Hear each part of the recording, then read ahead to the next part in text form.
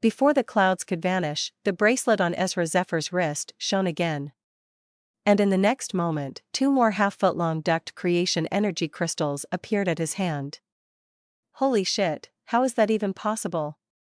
I can't believe it. At this time everyone was baffled. 2 1,000 feet duct beast crystals. Finding and killing one was considered a marvel of luck, yet the newcomer has 3 of them. On a certain hill, Wilson Sallow looked with his eyes completely widened. Any more than that and his eyeballs would pop out of his eye sockets. Govern. He called the other ranker that silently stood behind him. After getting no response from the latter, he turned his head, only to find that Govern's jaw was dropped as he was in a state of daze. There were only a few girls on a faraway mountain who remained calm. They were disciples of Colleen Evil Peak who were with Ella Abella when the prince caught the 1,000 feet duct beasts. Even Ella Abella was envied by the amount of 1,000-foot duct beast crystals Ezra had. But she was not a characterless person. She still considered Ezra his benefactor, deep inside his heart. The prince cracked the crystals, and dense duct creation essence came out and entered the altar. The vanishing clouds gathered once again as a gigantic amount of spiritual energy went inside Ezra Zephyr. The entire vicinity of Mountain Duct became silent, only the gust of spiritual energy and hisses of basilisk silhouettes could be heard. The senses of martial masters left them long ago. Soon, the phenomenon ended. The prince opened his eyes and checked his body, and a wicked smile appeared on his face as he uttered. 6th level of core formation stage. The eyes of the masses were fixed on Ezra Zephyr. He sat on the ancient stone pillar with his eyes slightly open, only opening them after quite some time. A flash of lightning flitted across his eyes, a dark wolf's howl faintly echoing as spiritual energy rose around his body. Everyone could feel that the spiritual energy undulations from Ezra Zephyr's body had grown a level stronger. 6th level of core formation stage. The crowd's hearts shivered slightly. Sure enough, the ablution had directly pushed the prince through 4 levels, allowing him to step into the realm of the 6th level of core formation. Numerous gazes were filled with envy. It was said that Ezra had been at the 2nd level for only slightly more than a month, and it was quite unbelievable for him to have advanced once again at such a fast pace. Moreover, his spiritual energy appeared exceptionally concentrated and robust, unlike that of someone who had forcibly ascended. The first thing the prince did when he opened his eyes was send his senses into his core. A smile soon emerged on his face. The breakthrough had given him extraordinary gifts. The quantity of his spiritual energy was 5 times more than that of an ordinary martial master at the 6th level of the core formation stage. The grade of martial spirit in one's body decides the quality, and the quantity of spiritual energy is decided by the core. In other words, the divine spirit ablution had benefited Ezra like no other. Dragon pelt, Fenrir, and the core, everything was polished. Given my current martial prowess, I no longer need to worry about any of the rankers. The prince sighed as if a heavy burden had been lifted from his shoulders. These breakthroughs were extremely important to him, because from now on, he would not focus on martial prowess for a few months. With this strength, he was now more confident in his plans. The prince stood up, his burning gaze of desire looking towards the stone pillar beneath his feet. It was obvious that he was hungering for more after tasting the sweetness of its fruit. The divine spirit ablution was crazily beneficial to one's martial prowess. However, he was still only a gold belt disciple, and after using the chance bestowed upon him as the champion of the peak selection ceremony, he was no longer allowed to enter the energy reservoir. Looks like I have to become a diamond belt disciple as soon as possible, or even better, a ranker. There was a look of thought on Ezra's face. Only by becoming a diamond belt disciple or ranker would he be allowed to enjoy more of the divine spirit ablution. There was one thing that Ezra was perplexed about. He was sure that he would reach 9 paths of ablution. If the 8th path caused this much ruckus, then what would happen if someone reached the 9th path? However, even crystals of 3 1,000 feet duct beast could help him reach that height.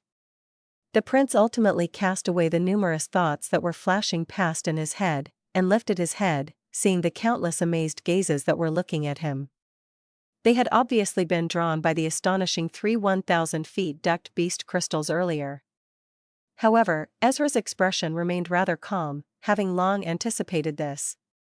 He too understood the meaning of the 8 paths of ablution, because, before today, only Sith Wiggins had achieved it amongst this generation of disciples. As per getting 3 crystals, even the infamous Sith couldn't achieve it. Clap clap. Clapping was suddenly heard. Elder Rilda looked towards the prince in amazement and said, "Congratulations, Ezra. This is the first time someone has killed 3 1,000 feet ducked beasts and reached the 8th path as a gold belt disciple in our spirit-devouring mountain. I'm sure that your name will soon be known by everyone in the sect." There was a look of admiration on her face. Ezra's performance today was truly breathtaking. The prince remained calm as he cupped his fists together towards Elder Rilda and said, "I don't deserve such praise, it's only an ablution and does not truly mean much." Upon seeing that the prince did not display any arrogance after performing so well, the look of admiration on Elder Rilda's face deepened. "I did not realize previously why Peak Master was always feeling regretful after you chose Alchemic Rune Peak, but I now have an idea why." Elder Rilda sighed. "From what you have shown me, your future achievements shall undoubtedly surpass Sith Wiggins. Looks like soon there may once again be a ranker from Alchemic Rune Peak." Her words showed how highly she thought of the prince. Elder Rilda had not tried to hide her praise, and it was naturally heard by numerous disciples in the vicinity, causing an uproar to rise.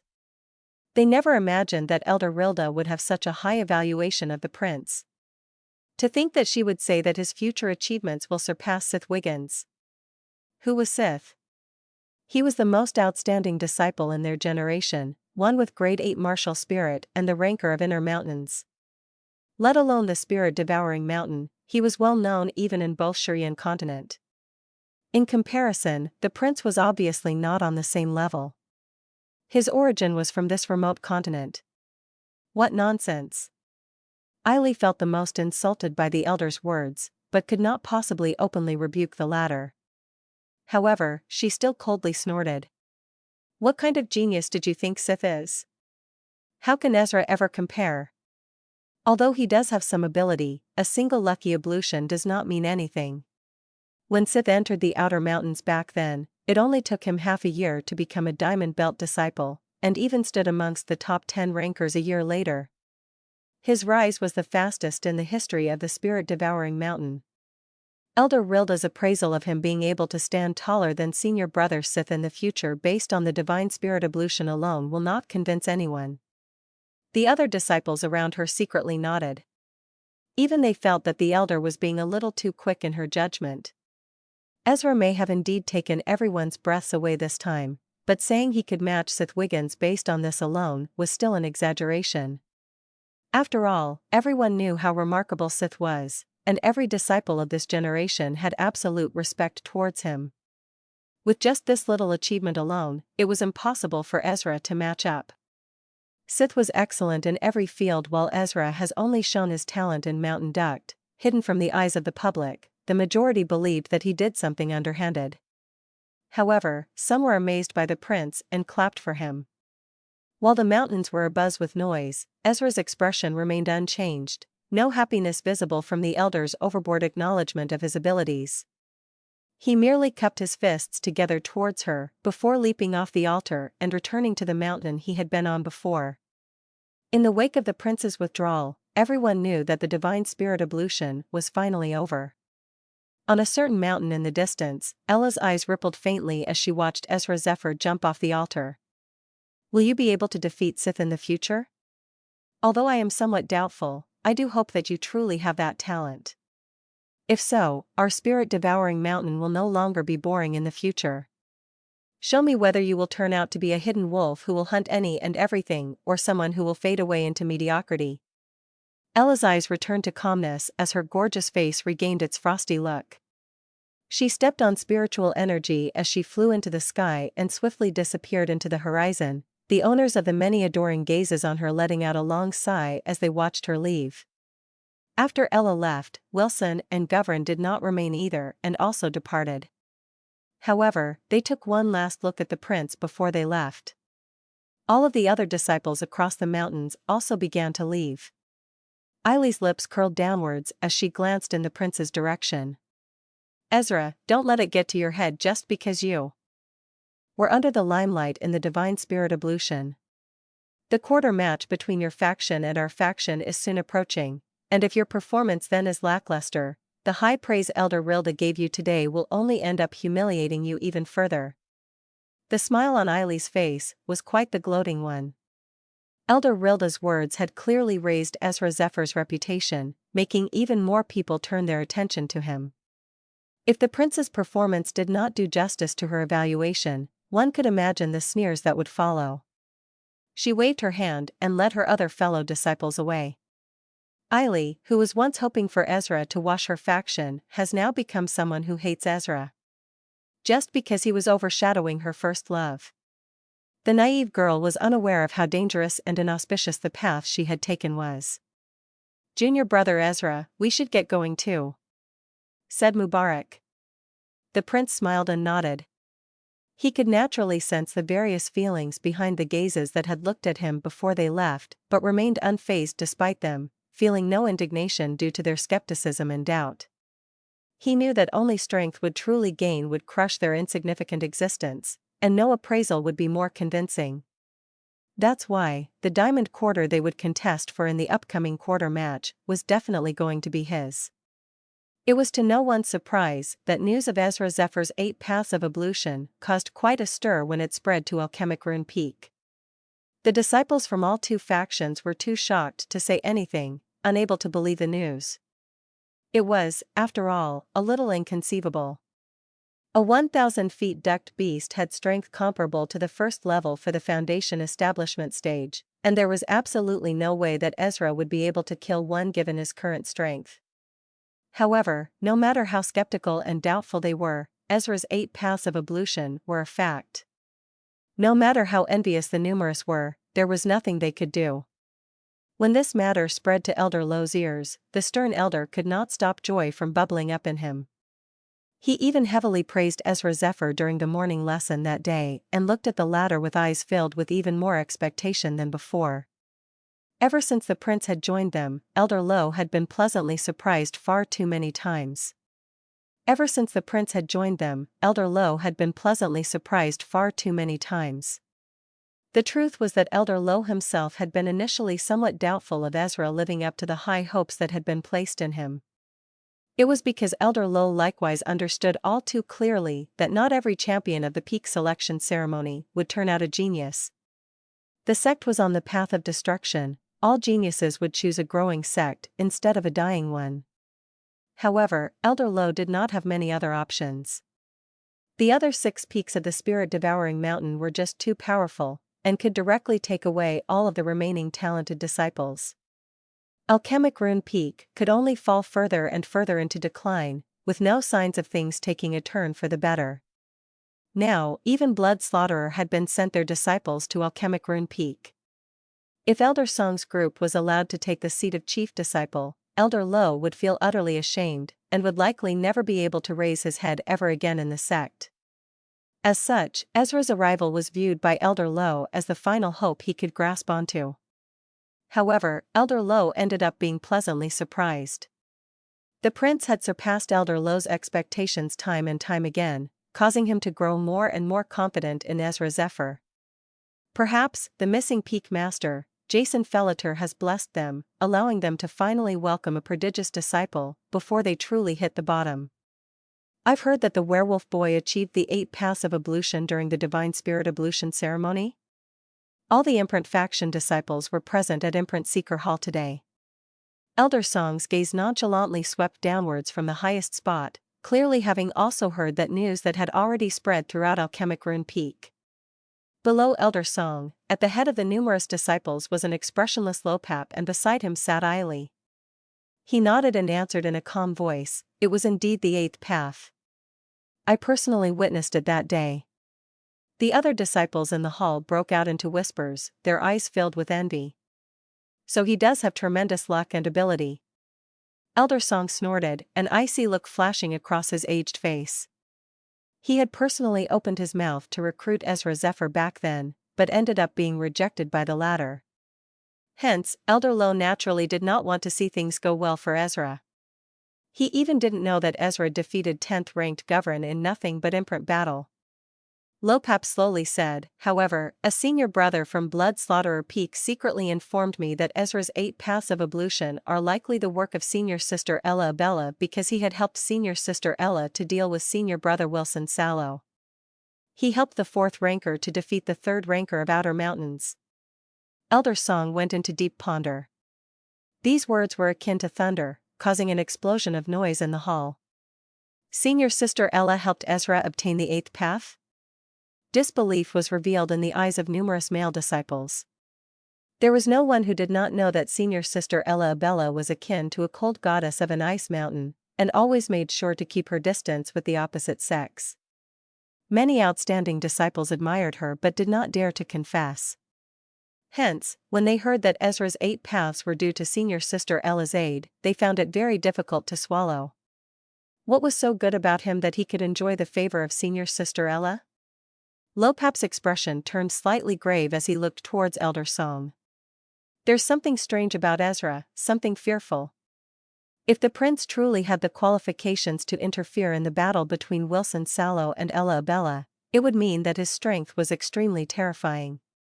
If he participated in Alchemic Rune Peak's competition for the chief disciple, he had a tremendous chance of victory. Elder Song's eyes narrowed slightly. Ezra is indeed no ordinary individual, but there's no need to be overly worried. Strictly speaking, he is still a greenhorn. Even if he is talented, he lacks experience, which you guys have. Lopap gave a faint nod when he heard this, his expression returning to its usual calmness. Elder Song said, there's only a few days till the quarter match.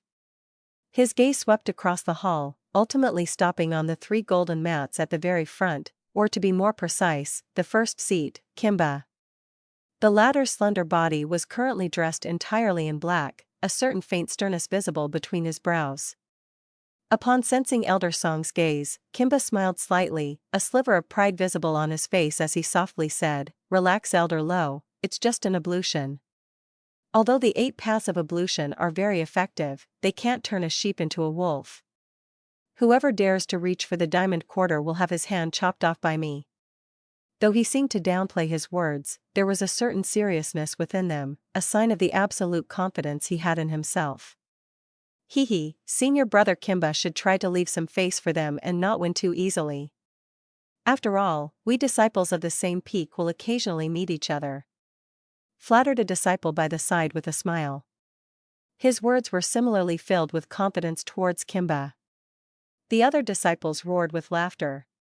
None of them was the least bit worried about the upcoming quarter match, appearing as if victory was already in their grasp.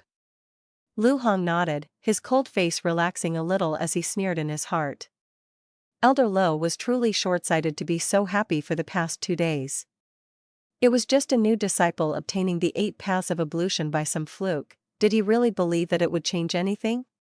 Fine, I'll let you be happy for now. When the quarter match arrives, you will naturally understand how repulsive your disciples are compared to my talented disciples. You should have obediently pulled back to the sidelines instead of obstructing my way. However, amongst these ignorants, Lopap wore a grave face. These witless bastards are underestimating him. That guy didn't come here to fool around, he has big goals, I can feel it. At that time he started to cook something in his mind. While the entire Alchemic Rune Peak was abuzz due to Ezra Zephyr's 8 paths of ablution, the main actor was not wasting away his time going around bragging to everyone. Instead, he cooped himself up in his quarter and prowess in peace, digesting the benefits of the 8 paths of ablution. He knew that 8 paths of ablution did not mean anything significant, and it had been his good luck to obtain one. If not for Sko, LL and Hattie, he would not have reached the 8th path. Even so, he would never undervalue himself either, because borrowing the power of others would at times also be a type of strength. Abandoning one's advantages and insisting on bashing one's head against a brick wall was nothing but foolishness. Hence, the prince concentrated on digesting the gains from the divine spirit ablution. What he needed to do next was to deal with the upcoming quarter match. This was going to be his first real battle after coming to Alchemic Rune Peak. to obtain that diamond quarter and become a diamond belt disciple as quickly as possible to gain the qualifications to participate in the chief disciple selection at the year's end, he needed to perform during the cave match. In the depths of the gold quarter, the werewolf prince opened his eyes, the light within them gradually withdrawing as the black and red lightning dancing around his body retreated back to his core. After several days of prowess, Ezra had finally gained full control over his increased spiritual energy. He lowered his head and slowly clenched his fist as he released a soft laugh. There was finally going to be a battle. The prince hoped that the disciples under Elder Low would not disappoint. The buzz brought about by news of Ezra's 8 paths of ablution only lasted for a few days, before gradually fading away. What took its place was the hype for the upcoming quarter match between Imprint and Alchemy factions. The majority of Alchemic Rune Peak's resources being given away to other capable peaks had led to the lack of martial prowess resources such as quarters. As such, every quarter ended up being fiercely contested by numerous disciples. The quarter match this time would decide which faction the Diamond Quarter would ultimately go to. It was an event that undoubtedly drew everyone's attention. After all, a quarter of such quality was considered a high-class cultivation resource even in the entire outer mountains of the sect, and ordinary disciples would only dream of owning one. In addition, many disciples understood that though the match seemed to be for the Diamond Quarter on the surface, it was also part of the power struggle in Alchemic Rune Peak. Elder Song's faction had practically dropped from the sky into Alchemic Rune Peak and began snatching away numerous martial resources from Elder Low's faction in an overbearing manner. The former intended to be the dominant faction. In response, the old-fashioned Elder Low opted to face them head-on, clearly unwilling to let the outsiders take away their power and influence. Alchemic Rune Peak was already at a low point. If they were to let Elder Song lord over them too, everyone would surely forget that they even existed, making it even more difficult for them to obtain resources for their disciples in the future. Such an outcome would undoubtedly lead to him losing all their disciples, forcing the elder into retirement, and becoming elder without any authority in the sect. The focus of the entire Alchemic Rune Peak's outer mountains turned towards the quarter match. Before this upcoming quarter match, Elder Song's Imprint faction had won the majority of the matches between the two factions. This was also the main reason why they currently seemed so unstoppable. Hence, Elder Low could only place his hopes on winning the upcoming match to stop their streak, because if they were allowed to continue winning, it would be a deadly blow to the morale of Elder Low's Alchemy faction. Moreover, when news of this spreads, the other peaks will look down even more on Alchemic Rune Peak's Alchemy faction, and believe them to be useless, causing no one to even pity them if they end up being replaced. This was why Elder Low really did not want to lose the upcoming quarter match. After several days of anticipation, the day of the quarter match finally arrived. On one of the mountains in Alchemic Rune Peak was an enormous quarter deep in a cave. Runes flickered at the entrance to the cave, forming a barrier that sealed it. Even so, extremely pure and vigorous spiritual energy still managed to seep out from the quarter, making the greenery at its entrance appear even more vibrant than normal. This was obviously a diamond quarter. Outside the quarter was a steep cliff surrounded by swirling mists. Several giant boulders had been cut and placed upon it, creating a spacious stone stage. This was where the quarter match would be held. Very few people would come here in the past, but today, it has become the most bustling place in Alchemic Rune Peak. Figures continuously streamed in from the sky, landing all around the mountain, making the place appear very crowded, the noisy din from the crowd breaking the usual peace of the area. Eiley was seated in a stone pavilion atop a nearby cliff. Behind her stood a few of his other purple sash disciples. Outside the pavilion were even more gold belt and silver belt disciples, quite an impressive number of them in total. Out of nowhere, a lady came and landed beside Eiley. "Why are there so many people here today?" The girl had a teacup in his hand, a slightly puzzled look in his eyes as she scanned the surroundings. Many figures were still streaming over at this time. Moreover, these figures clearly did not belong to Alchemic Rune Peak. This observation was quite baffling to her. A quarter match like this would at most affect one's own peak, and have practically nothing to do with the disciples of the other peaks. So why had so many people come today? Since when had a quarter match of their alchemic rune peak been able to draw so many disciples from the other peaks to watch? Eiley frowned, but said in a gloating manner, "What else can it be? They must be here for Ezra Zephyr." The girl raised her eyebrows. She was the Inner Mountains disciple of Alchemic Rune Peak. Her name was Paige. A few days ago, Elder Rilda from Colleen Evil Peak said in front of everyone that Ezra's future prospects were limitless, and he may even be able to surpass senior brother Sith Wiggins in the future. Said Eiley with a smile, but anyone could hear the sliver of disdain in her voice. What status do you think senior brother Sith Wiggins has in the hearts of the numerous disciples? Elder Rilda's words would naturally give rise to curiosity and disagreement. Since they've heard that Ezra will be participating in the quarter match today, they will naturally come and see whether or not he is as remarkable as she claimed. Only then did Paige understand. Looks like the disciples from the other peaks were not here with friendly intent. If Ezra did not give an amazing performance today, the entire sect would likely soon hear of it. Who knows how much jeering and mockery he would have to face then?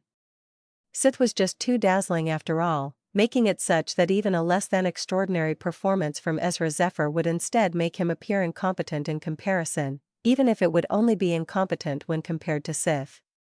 Elder Rilda shouldn't have said that. How can one so casually make such remarks? Even if he had high expectations of Ezra, he would never say such words in public. Said Paige. However, unlike her opposing words, her expression seemed to be different. She looked happy. Now that such a crowd had been drawn, they all thought Ezra would definitely be under tremendous pressure. Although Paige was in the same imprint faction, deep in his heart the former was still leaning towards Elder Low, because the current imprint faction of Outer Mountains is under the control of outsiders. There was after all no benefit to Alchemic Rune Peak if Elder Song's side were to win another quarter match and suppress Elder Low's faction even more. Eiley, on the other hand, was clearly ignorant of the situation. She placed her arms across her chest and said, "Ezra was asking for it. Stubbornly jumping into the limelight even though he's just a new Outer Mountain disciple. Does he really believe he's the same as senior brother? The tallest tree will always be the first to be blown down. Without enough ability, one should try to be a little less prominent, such as to protect oneself."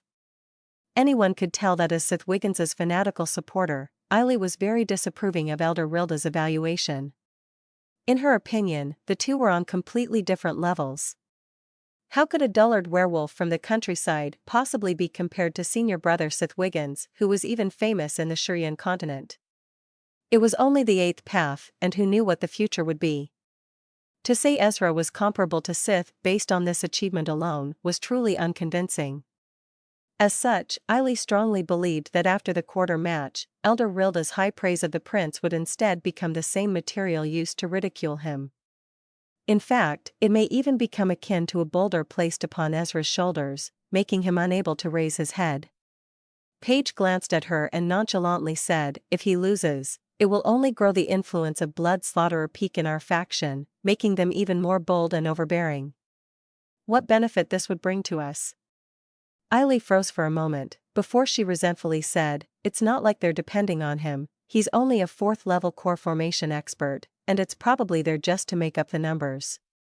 6th level, he is at 6th level of core formation stage. You only told me what makes him less capable of Sith Wiggins. Not even Sith killed 3 1,000 feet ducked beasts, and with that he broke through 4 levels at once. Paige corrected as she looked at Eiley with a side eye. Eiley flinched. He did it all with the help of senior sister Ella Abella. She rebuked. Paige shook her head. Then she should be the one with 3 1,000 feet ducked beast crystals. As far as I know her, she is as cold as a glacier and wouldn't look at any man. What made her donate something that could instantly level up her martial prowess to Ezra? Eiley turned red. She couldn't find any answer, so she yelled. "Stop it, senior sister. That bastard has cheated, I will prove it." Paige sighed and ignored her. She looked at Eiley as her little sister and always took care of her since she was young. Unlike other disciples, Eiley was the granddaughter of Elder Song and was born in the Sect's territory. While the two of them were conversing, a disturbance was suddenly felt in the mountain as countless gazes filled with interest cast towards a certain direction. A group of figures was slowly walking over. At the front was Elder Lowe, while Mubarak, James Endoro, Ezra Zephyr and the rest followed behind. Their numbers were quite impressive. It was clear that all of the disciples under Elder Lowe had come this time to at least bolster their presence. When Elder Lowe arrived, he was immediately stunned for a moment by the black sprawling mass of figures in front of the mountain. He too had not expected the quarter match to draw such a crowd. He frowned but did not say anything as he continued to walk forward. As he moved, he saw Paige. How could he not recognize her? The inner mountain disciples of Alchemic Rune Peak were not many, to begin with. With a nod to Paige, Elder Lowe entered another stone pavilion at the edge of a cliff. Fenrir joked from the inside, "How lively, looks like you're going to become famous." Esfa chuckled viciously. "They were more likely here to watch me make a fool of myself." However, he was not angered by their presence, his eyes were calm and serene. Regardless of why they had come, there were only two goals he had today. To win the Diamond Quarter and to beat the living shit out of every Blood Slaughterer Peak disciple who has invaded the Alchemic Rune Peak's resources. Not long after Elder Lowe's group arrived, a clamor was heard as another wave of figures aggressively surged into the area, their astonishing presence drawing the attention of everyone present. The one leading them was naturally Elder Song. However, the prince saw a familiar figure at Elder Song's side. Dressed in black that outlined a set of enchanting curves, her legs were long and slender, her waist supple and slim, while her eyes gave off a haughty and cold aura. It was Denise Tubble, the sister of unfortunate Drake Tubble. The moment she appeared, her cold and haughty eyes immediately locked onto Ezra Zephyr as a smirk appeared on her pretty face. At the same time, hatred and killing intent also began radiating from her eyes. "Ezra Zephyr, my brother's death and humiliation will be paid by your life. The status you are enjoying now belongs to my brother. Today I have come to personally witness how you will be thoroughly mutilated." The moment Elder Song's group appeared, every gaze in the area could not help but converge towards them. One had to admit that when compared to the other faction of Alchemic Rune Peak, the former surpassed the other in presence. However, the other group could not be blamed for being too weak, because it was the history of Imprint's faction that was too strong. What's more, they had taken in quite a number of talented disciples over the years, making it basically impossible for the Alchemy faction to match the Imprint faction in terms of disciples. Elder Song stood with his hand behind his back at the very front, his expression indifferent. When he arrived, he merely cast a glance at Elder Lowe, before stepping into the last stone pavilion. Seeing this, Eileen nodded at Paige and jumped from where she was as she joined her grandfather's side. The disciple under him crowded around the pavilion, a rather imposing sight. Only 4 figures had been allowed to follow Elder Song into the pavilion.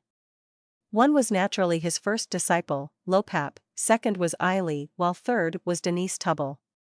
Although she was not Elder Song's disciple, she was from Blood Slaughterer Peak. Beside Denise was a tall figure with excellent posture. A faint smile hung from the lips of the youth who had a head full of red hair. His eyes were imposing and gave off an invasive feeling, evidence that he was clearly no kind spirit. He was called Ajahn Pardo and was also not Elder Song's disciple, but from the same teacher as Denise. His father was an Outer Mountains elder in the Spirit-Devouring Mountain who was quite famous in Blood Slaughterer Peak, while he himself was a Diamond Belt disciple. Ajahn's gaze swept across Ezra at this moment and asked, with a grin, "Denise, is that the one who killed your brother in the Peak selection ceremony?" Denise faintly nodded in response, still somewhat indignant as she said, "He was so cunning, managing to catch Drake off guard and clinch victory by some stroke of luck." Ajahn chuckled, completely unconcerned about Ezra as he said, "It doesn't matter. He will become a figure to pity before the day is over. I have instructed Kimba, with him around, only death awaits that swindler." One could tell that Ajahn was quite close to Denise. Hence, he was already fully on her side despite never having any contact with Ezra before. Denise Tubble also laughed when she heard this, feeling somewhat better as she said, "He deserves it for losing sight of his status." Does he really believe that this is still the unofficial Outer Mountains? He's just a mere gold belt disciple that many would easily be able to deal with. I really don't understand why Elder Rilda would give such a high evaluation of him, but I'm sure that she will soon feel quite embarrassed after today. The corners of Denise's mouth curled downwards as she mockingly said, "A bastard like him doesn't need to get that much fame." While the two were talking, Elder Song's eyelids raised as he looked towards Elder Low in the other pavilion and nonchalantly said, "Since everyone is here, let's prepare to begin and get this over and done with as soon as possible. I still have other matters to attend to." His tone was relaxed, clearly not the least bit concerned about the imminent quarter match. Elder Low was naturally able to hear the hidden meaning behind Elder Song's words.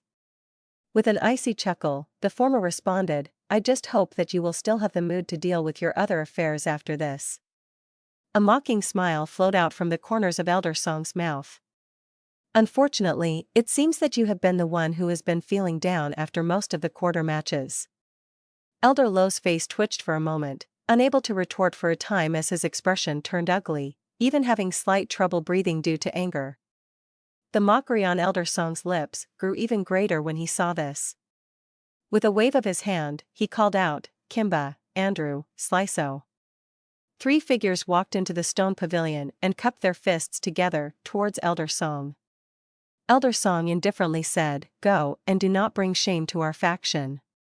The trio acknowledged with a nod. Under the attention of countless gazes, they landed on the 3 giant stone stages on the cliff. Elder Low took in a deep breath and said in a low voice, "Bob, Blaze, Ezra." Bob and Blaze hurriedly stepped forward, while the prince exited the stone pavilion. "All 3 of you must do your best today," said Elder Low. Bob and Blaze's expressions were quite taut, clearly somewhat nervous. However, they still managed to force out a nod. Elder Low cautioned the prince, "Ezra, there's no need to be too nervous since it is your first time in a match like this. Previous match was between our faction, but this is something more intense and meaningful. Victory or defeat is only temporary, and doesn't decide everything. Try to show them why they should be afraid of you."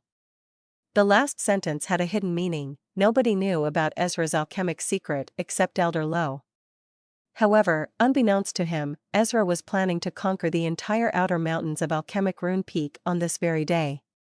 Many disciples from the other peaks had come to watch today, and alchemy disciples were worried that if Ezra did not perform well, the storm of mocking laughter that followed would be too huge of a mental blow to him.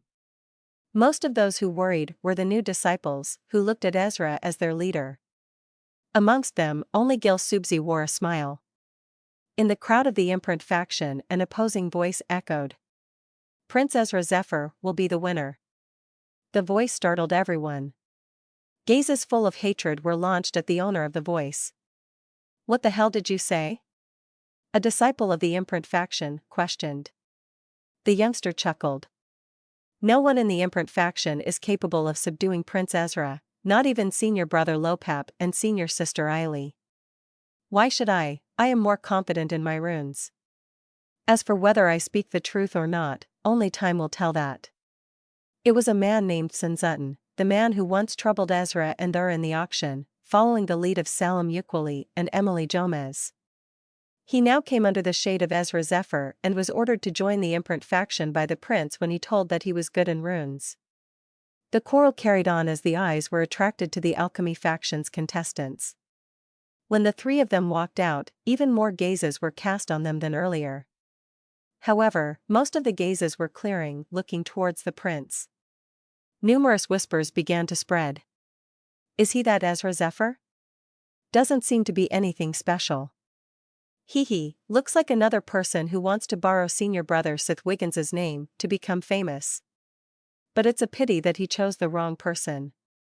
Senior brother Seth Wiggins is just too outstanding, and even if Ezra does perform decently, he will only appear incapable in comparison." The majority of the disciples that had come to watch were female, all of them young and pretty. They were obviously similar to Eiley, belonging to the group of Seth Wiggins's fanatical supporters. Hence, their words were merciless, and rather grating to the ear. Bob and Blaze also felt these gazes, causing them to feel a little uncomfortable all over. This was the first time so many people had come to watch a quarter match of Alchemic Rune Peak. Moreover, most of them were not here with kind intentions. The two exchanged a look and let out a bitter laugh. They were truly innocent victims. Though they had already been affected, Bob was still quite broad-minded and did not vent his frustration on Ezra. Instead, the former tried to console him. "Junior brother, since it's your first time in a quarter match, we'll go first later and let you observe a little. No need to be nervous." The prince nodded with a smile, showing his gratitude. If Bob and Blaze were able to win, there would be no need for Ezra Zephyr to stand out too much. As for the opinions of the onlookers, he couldn't care less. Be that as it may, all of a sudden a loud holler resounded. "Attention!" The bylookers flinched, and even the elders were caught off guard. The voice belonged to a man who continued. "Play the trumpet." Pa. The trumpet call echoed in the vicinity of the outer mountains. Everyone looked with baffled expressions. Soon, the bellowing trumpets stopped. And the same man yelled again. "Bloodfang army, salute!" Thud. With a loud stomp, a throng consisting of more than 600 disciples saluted as they said in unison. "Hail the prince, long live Ezra Zephyr." These were the martial masters of the Bloodfang kingdom and Naren continent. Some other non-Naren disciples who were against Shurian disciples joined as well. In front of the small army stood 6 figures. The one who called was the Galararms, beside him were Zulfi Dimitri, XYR, Shifa Pista, Argus Waska, and Mahi and Gale. The small army of Ezra Zephyr put the reins on Sith Wiggins's fanatical supporters. They blinked in disbelief. Elder Song stood from his seat at the scene, while Elder Low was burst into a cackle. "Ha ha ha, well done Ezra. Well done." Bob and Blaze astonishingly looked at Ezra Zephyr. "Junior brother, what is this?" asked Bob. The prince grinned and said in a rather loud voice. "Elder Rilda spoke highly of me, dreamt of me surpassing Sith Wiggins." He wheeled his head towards Bob and continued. "She must have seen something that the rest haven't yet. As for them." He looked at the Bloodfang army and said. "They're my subordinates." His words were loud and clear. Every eye watched the gigantic crowd of hundreds. A faction which has disciples of all peaks, how powerful is that? Every disciple present knew someone from the Bloodfang army. The image of Ezra Zephyr started to change in the eyes of the masses, unlike Sith, who has fanatic girls as supporters. Ezra was a genuine prince. Each and every martial master present looked at him with unexplainable loyalty. A few short-tempered girls started to misbehave, but as soon as they crossed the moral line, someone from Bloodfang started to beat them. Soon, a giant chaos occurred in the vicinage of bystanders. Subordinates of Ezra Zephyr started to beat the fanatics of Sith Wiggins. Elder Song had his eyes widened while Elder Low's laughter turned into a chortle. The old stern man choked amidst the laugh. Nevertheless, the turmoil lasted for a few minutes before a powerful voice shouted. "Stop." With that shout, the Bloodfang army quickly dispersed and stood silently at where they were before. The voice was familiar to Ezra. It belonged to Elder Rilda. "I am Elder Rilda of Colleen Evil Peak. I was appointed to witness the quarter match." Elder Song was astounded. How could Elder Rilda be appointed as a witness? He made sure to appoint an elder from Blood Slaughterer Peak. From another pavilion, Elder Low spoke with a chuckle. "Song, my friend, what happened? Why? Are you all right?" Elder Song could only glare at the former. Seeing all that, Bob smiled. "I'm very impressed, Junior Brother Ezra. I would like to properly apologize later for underestimating you all this time." With that, the trio moved under the countless gazes, landing on the 3 stone stages where 3 cauldrons were placed, opposite the trio of imprint faction. "Can't believe that you 3 still have the courage to participate. You think this yelling and trumpets will assure you victory? This truly is somewhat surprising to me." Kimba smiled faintly. Bob's expression darkened. "Kimba, don't brag too much. We'll only know who wins when we fight." However, Kimba merely laughed in response, before his gaze shifted towards the prince on the far right as he sarcastically said, Senior Sister Denise instructed me previously to take good care of you, so don't go blaming me too much later. Ezra Zephyr yawned and stretched his arms as if he did not hear the former. While both sides were having a duel of tongues, Elder Rilda opened her mouth and said, "Begin." Her words instantly caused the atmosphere to turn tense, as every gaze in the place turned towards the six figures. The battle of the quarter match was a simple combat duel. The winning faction would get the quarter as a reward. But this only applied for the other 6 peaks, as for Alchemic Rune Peak. Both factions were different, both were not experts in combat but could be said masters of their own fields. Alchemists and rune masters are entities more valued than martial masters. While rune masters could use runes in fights, alchemists were at a disadvantage in combat fights. So their quarter match was different than the rest. Both factions would show the best skills, and the faction with more triumph results would emerge as the victor. It was the battle of rune formation against pill concoction, 3 alchemists versus 3 rune masters. A strange battle attracted by the eyes of many talented men and women. In the crowd, a lady looked at Ezra Zephyr with her furious eyes. "Ezra, show them who you are, shut their mouths." The lady was Ravina in Gale. Another figure looked at the prince with caring eyes, her entire body was hidden by a robe. "Ezra." Ella Abella mumbled. There were other rankers as well, such as Wilson Sallow and more of the top 100 rankings. However, everyone was eyeing Ezra in disguise. Only a single ranker came openly and allowed his presence to be seen by others, and surprisingly, almost everyone believed that if a ranker would come then it should be him. It was none other than the former disciple of Alchemic Rune Peak and current holder of the 10th rank of Outer Mountain Disciples, Govern. As a former disciple of the Imprint faction and one with excellent mastery of runes, Govern was expected to come. Being an elf, he was very handsome and had a good amount of popularity as well. The moment he arrived, disciples of the Imprint faction surrounded him as if they were waiting for their idol to show. But the eyes of Govern were glued on Ezra Zephyr. With Elder Rilda in the sky, no one dared to be disrespectful anymore, and all wandering whispers ended. The Elder of Blood Slaughterer Peak came to be the witness of this quarter match. "Begin," said the Elder. The most anticipated match was about to begin when a certain person raised his hand. "I have something to ask, Elder Rilda." Who it could be other than Ezra Zephyr? Elder Rilda looked at the prince and nodded her head. "Speak." The prince took a few steps ahead and looked at the 3 gold belt disciples from the Imprint faction and said with a smile, "Elder, the winner of the match is determined by someone who shows better results, am I correct?" "Yes you are, then?" Elder Rilda was sharp with words. The prince continued as he turned his head to look at the pavilion in which Elder Song was present. "Am I allowed to compete with the work that I have been preparing for several weeks?" Ruckus rose amongst the bystanders and a voice came from the pavilion.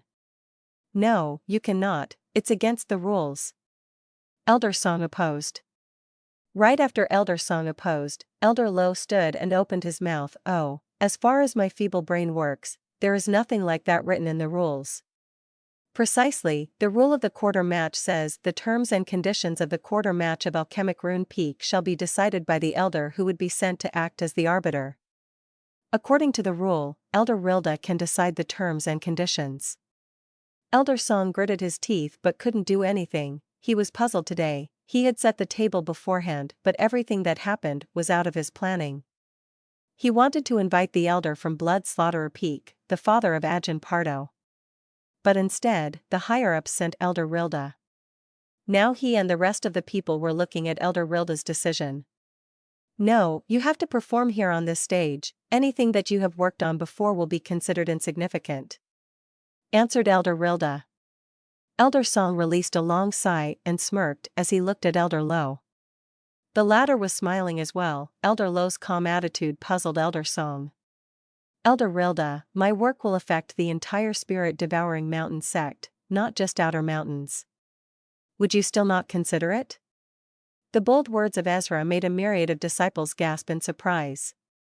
Just how massive was the whole sect, and a new gold belt disciple of the outer mountains of the most deprived peak was claiming that his work would affect the whole sect. Such blasphemous words can cause one is deaf. Elder Rilda looked at Ezra with his eyes widened. Are you aware of what you are saying? Ezra smiled. Yes, I am.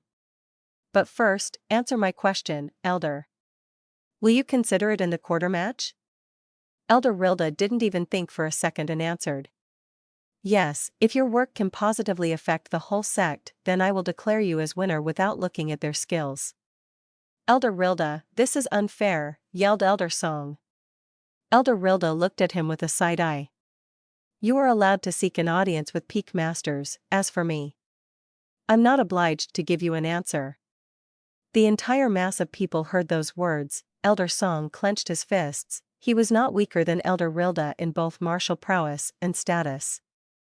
The prince said nothing more and his bracelet shone. In the next moment, a scroll of green color and a small box appeared in his hand. Elder Rilda, our spirit-devouring mountain is currently very weak in the field of alchemy. We are acceptable in imprints, but when compared to other first-degree sects, we are far from average. I have a goal to evolve alchemic rune peak, he said and tossed the small box to Elder Rilda.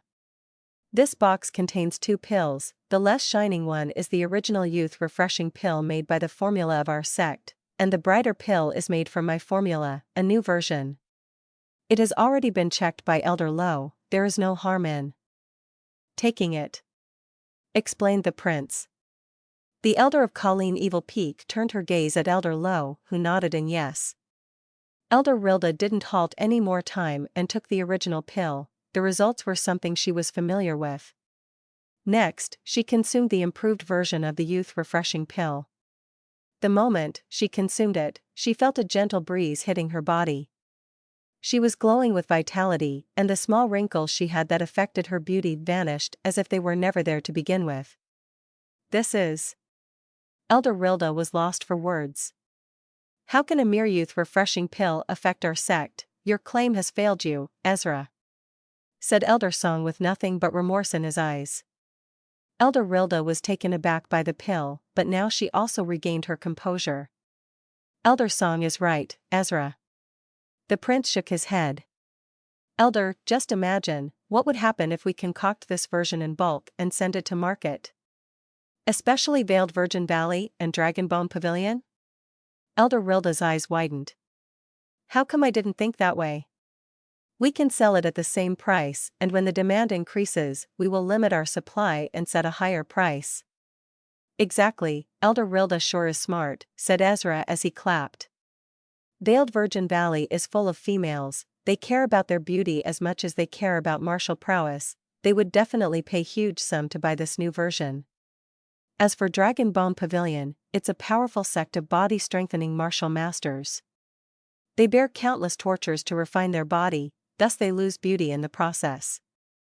They would also fight to buy these limited pills in bulk. Very well, do you have anything that can surpass the work of Ezra Zephyr? Elder Rilda asked from the trio of imprint faction. The trio looked at each other and ultimately lowered their head as they said no through gritted teeth. I, as the arbiter of this quarter match, announce Ezra Zephyr as the winner of this quarter match. Elder Rilda announced. The entire onlookers fell in silent until the Bloodfang army played the trumpet, and in the next moment, cries of congratulations and praises filled the air. Those who had some doubts about Ezra Zephyr were now sure that the young man would surely turn this sect upside down. Those who were jealous and hated him were fumed as they turned back. Elder Rilda nodded as the 2 elders moved as well. Did we win? Bob asked Ezra. The prince grinned. Yes, we won. Blaze fell to his knees and took deep breaths. Inner Mountain Disciple Page looked at Ezra with a gaze full of affection and surprise. Lopap, Eiley, Mubarak and James all were baffled at what just happened. In the middle of the ruckus, the prince stepped towards the trio of imprint faction. You 3 came from Blood Slaughterer Peak, right? He asked. Kimba looked back in disgust and replied. Yes, wanna do something about it? The prince laughed. I want to give you a chance? A chance? Yes, you 3 against me. If you win, the diamond quarter will be yours. And what if we lose? Kimba was cautious. He wanted to measure the waters before stepping into it. If you lose, you die. As I shall be coming with killing intent. The prince's grin widened. Kimba smirked along with the prince. I accept, we will come one by one. I don't want people to say that we gained on a new disciple. The prince nodded and answered. As you wish. Kimba laughed loudly and released his powerful spiritual energy to intimidate Ezra Zephyr. The former was in the early 6th level of the core formation stage. The atmosphere changed drastically, and even the face of Elder Low became grave. The haters who were retreating halted their steps and turned back to see the end of it. Kimba truly lives up to his name as the Elder Song's strongest gold belt disciple. I never expected that he has secretly advanced to the 6th layer core formation stage. With such strength, he already has the qualifications to become a diamond belt disciple. If he succeeds, he will be able to leave his gold belt status behind, and become a true blue diamond belt disciple and might become a ranker as well. As it stands, Elder Low's side is doomed. Ezra's naivety crumbled them. Bob and Blaze are alchemists and cannot fight on equal grounds. Haha, there is no need to fret. Don't they still have a genius disciple who can supposedly surpass senior brother Seth Wiggins in the future? Perhaps he will be able to salvage the situation. Wait, isn't he at 6th level as well? There were rumors that he broke through to 6th level. Nah, a senior told me that it was a lie. He broke through to the 4th level, and even if he is at the 6th level, one needs to stabilize his foundation in each level. Suddenly reaching at 6th level in one go will shake the foundation and will backlash in life and death situations. Yes, your explanation is reasonable. Whispers and private conversations continuously sounded in the area. However, most of them were expressing their shock at Ezra's decision and Kimba's abilities. Even amongst all the Outer Mountain disciples of Spirit Devouring Mountain, a 6th level core formation expert like him was already considered one of the elites. Elder Lee's pavilion and its surroundings were completely silent as he sat within it with a face devoid of emotion. However, his gnarly hands atop the table could not help but clench tightly. Beside him, Mubarak, James Endoro and the other Diamond Belt disciples wore gloomy expressions on their faces as they stared daggers at the powerful Kimba, wishing that they could personally jump down and give him a beating he would remember. However, some rules had to be abided by in the quarter match. Other than the contestants, no one else was allowed to interfere. However, if Kimba managed to defeat Ezra today, it would be a huge blow to the reputation of the Alchemy faction. The Imprint faction will steal the diamond quarter from the palm of the Alchemy faction. They could already imagine how much they would be mocked in the future. In contrast to the gloomy atmosphere on this side, celebratory cheers were constantly heard from Elder Song's side, the disciples there continuously shooting derisive looks over. Seated within the stone pavilion, Elder Song giggled as he raised the teacup in his hand. Senior brother Kimba is indeed Uncle Song's strongest gold belt disciple. Once he passes the diamond belt selection test, he will become a genuine diamond belt disciple, said Denise from behind Elder Song with a grin. Meanwhile, a satisfied expression spread across her beautiful face. She cast a sadistic glance towards Ezra's figure in the arena. She believed that Ezra caused this huge blunder to show off. Even though the prince had taken first place in the peak selection ceremony, it only proved his dominance over the unofficial Outer Mountain disciples. Now that he had entered the official Outer Mountain, she would do whatever she could to kill him. I wonder how much face you'll have left after Kimba finishes you off. Denise felt as if she was free at last. It seemed like she could at long last vent the resentment that she has been keeping in her heart for the past month. It seems like Elder Low has been tricked again this time. Elder Song stared at the scene in front of him as he mocked. It was clear that Kimba had already advanced to the 6th level of the core formation stage for some time. However, Elder Song chose to hide his true strength because it was not needed in Alchemic Rune Peak's quarter match. By doing so, he could temporarily avoid bringing Kimba to the Diamond Belt selection test, and allow him to participate in the quarter match as a Gold Belt disciple. Inside another pavilion, Paige also frowned. The outcome of this cave match was already crystal clear. She squinted her eyes. What is in your mind, Ezra? Beside Elder Song, Eiley also frowned.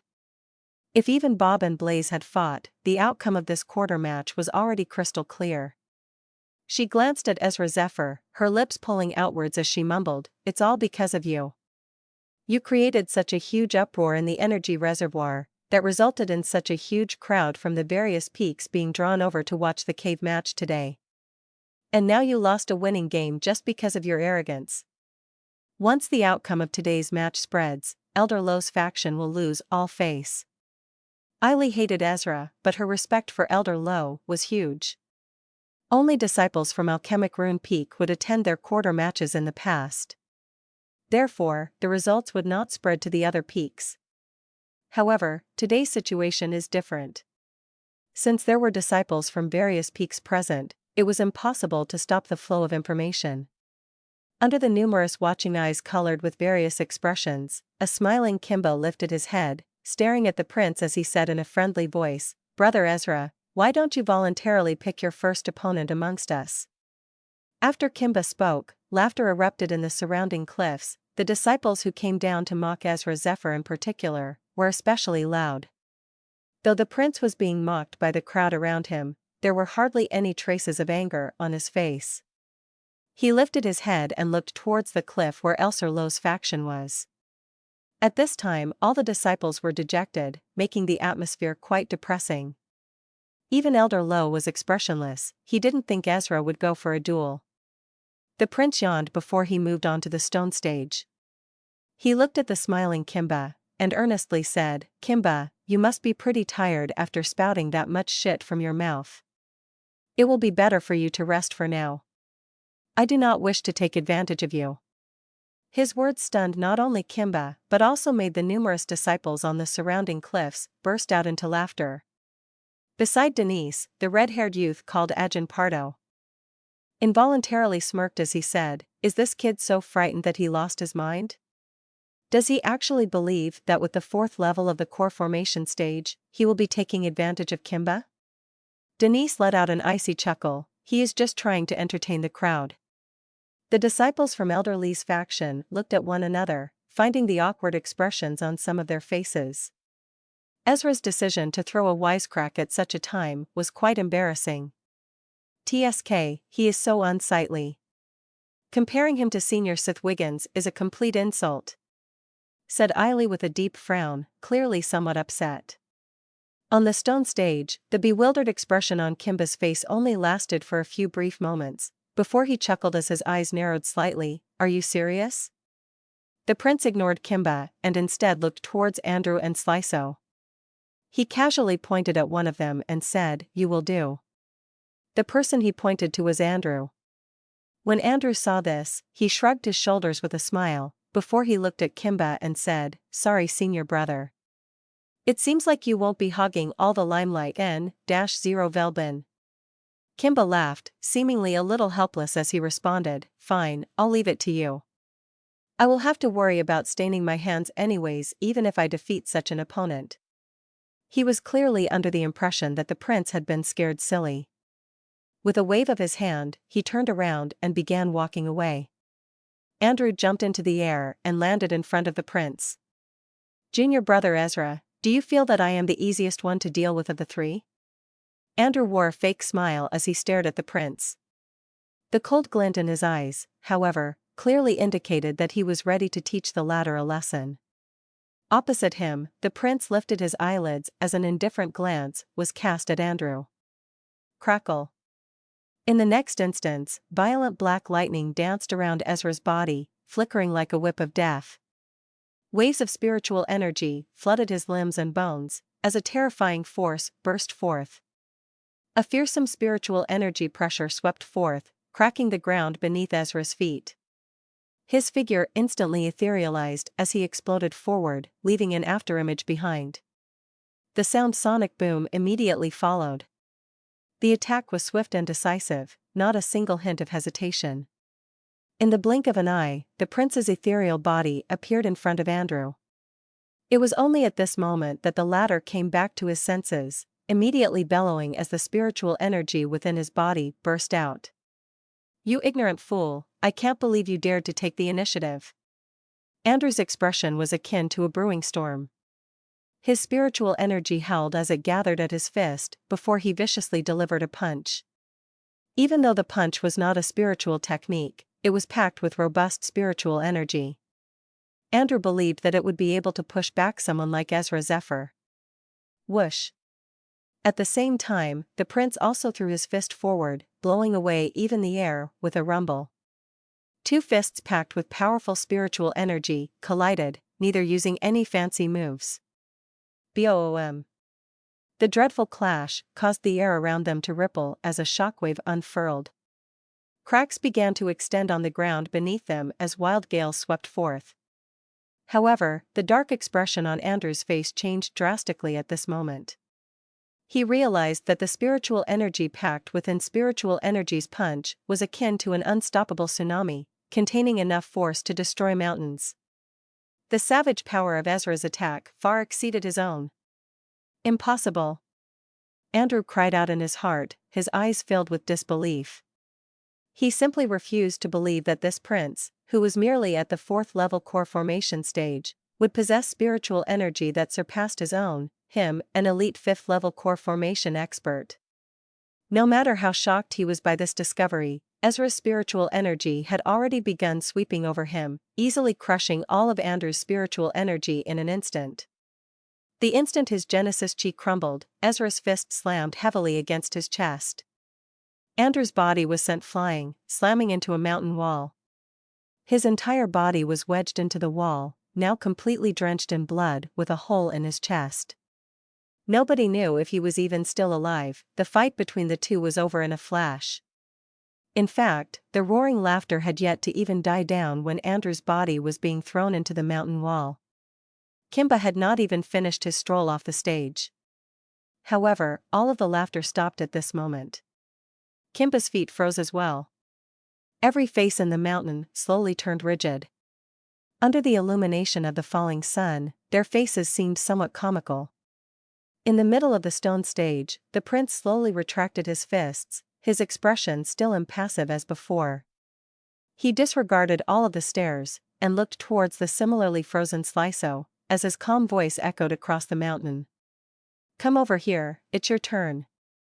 The entire mountain and its surroundings were deathly silent when Ezra's calm voice echoed in the area.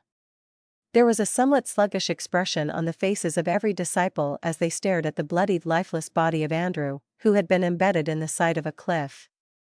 The only thing in their heads was a soft buzzing noise, clearly unable to return to their senses for a time. Andrew had been unable to take even a single punch from Ezra, and ended up being instantly killed? Numerous disciples opened and closed their mouths, but were unable to speak even a single word. No one had expected such a scene to appear. They had previously believed the prince's brain had already been scrambled by fear, hence why he no longer dared to challenge Kimba, but instead chose a weaker opponent in hopes of surviving a little longer, and earning back a tiny bit of the face they had lost. No one had expected the young man, whom they had all neglected, to so swiftly defeat Andrew, who was considered an elite amongst the 5th level of core formation in a single punch.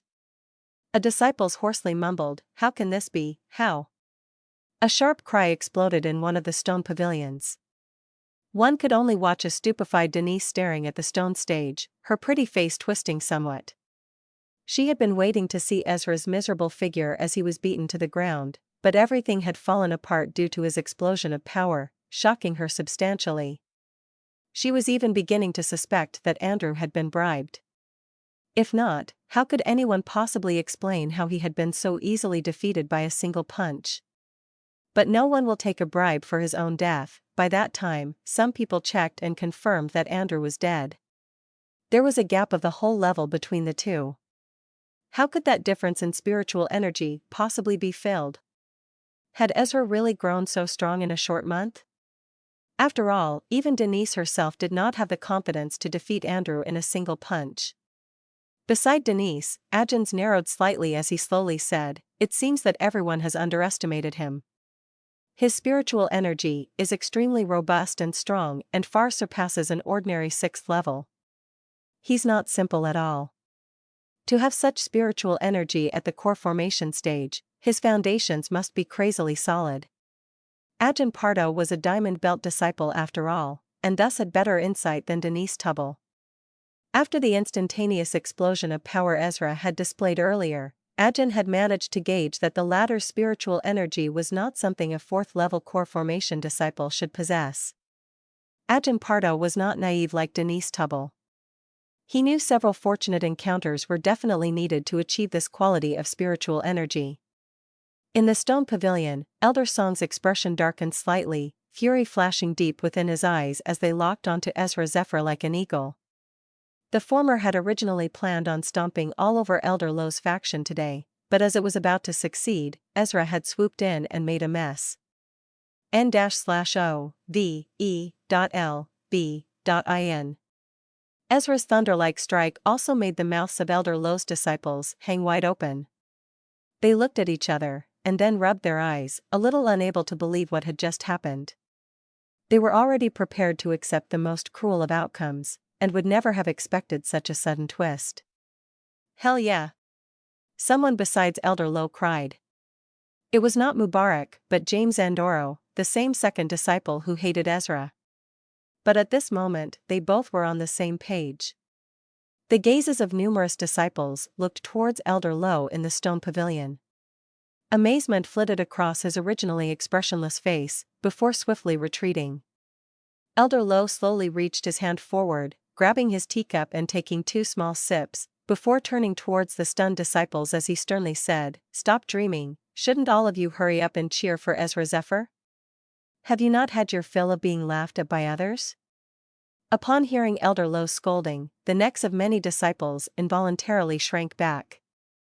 A split second later, their excited cheers began to boom, finally breaking the spell of silence over the mountain, accompanied by the cheering of Bloodfang army. The cheering resembled the rumble of thunder.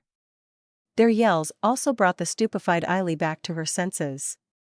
It was a pretty amazing sight to watch how her expression changed rapidly as she felt a burning sensation fill her face. She had previously taken it as Ezra Zephyr being overwhelmed by fear. No one could have expected him to have concealed his strength so deeply. "How did he do it?" mumbled Eily as she bit into her lower lip. Paige's slightly narrowed eyes widened at this moment, a somewhat complicated expression in her eyes as she stared at the youthful figure in the arena. In the end, he let out a long sigh as she softly said, "We look down on him too much, perhaps. Elder Rilda is more discerning than all of us." Her words meant that she was already beginning to acknowledge the appraisal given by Elder Rilda. Kimba's feet had stopped on the edge of the stone stage. He slowly turned around, looking towards the youthful figure behind him as the smile on his face slowly faded, replaced by a stormy expression. "I did not expect that even I would misjudge." Kimba's voice was a little dark. Everything had been under his control in his opinion, and he had been so certain of stomping Elder Lo's side today. But who could have expected that Ezra, whom he was slightly concerned about, would give him such a big surprise? The momentum he created by showing his martial prowess earlier has been destroyed by Ezra's single punch. The prince's 5 fingers slowly relaxed, with no change whatsoever to his expression. He continued to ignore Kimba as his gaze turned towards Sliso. "I've rested enough, how about I accompany you next?" Kimba's cold voice sounded. The prince finally tilted his head and glanced at the former, as a mysterious smile appeared on his face. "Don't be anxious, your turn will come." He turned his head towards Sliso and said, "Are you not coming down?" On the cliffs around them, numerous disciples could not help but swallow as they silently watched this scene. The prince was not anxious to fight Kimba at all. If it was earlier, they may have believed that the former lacked the courage. But now, how could this possibly be fear? This was obviously an act inflicting fear into everyone's heart. It was hard to imagine, but if the prince really managed to take on all 3 of them alone and completely turn around the situation, his name would undoubtedly spread throughout the entire spirit-devouring mountain, a feat surpassing 8 paths of ablution. With an achievement like this, even Sith Wiggins's fanatical fans would have no choice but to admit that Ezra Zephyr did possess astonishing talent and potential. Kimba was likewise able to guess Ezra's aim, causing an unreadable look to appear in his eyes. Moments later, he laughed out loud due to extreme anger as he jabbed his finger at Ezra Zephyr. Good, good.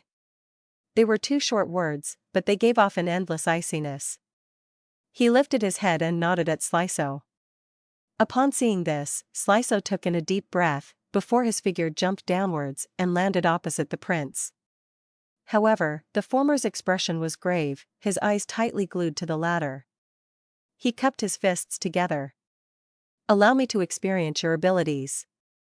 There was no longer any trace of the disdain or contempt from earlier, a deep wariness taking its place in Sliso's eyes.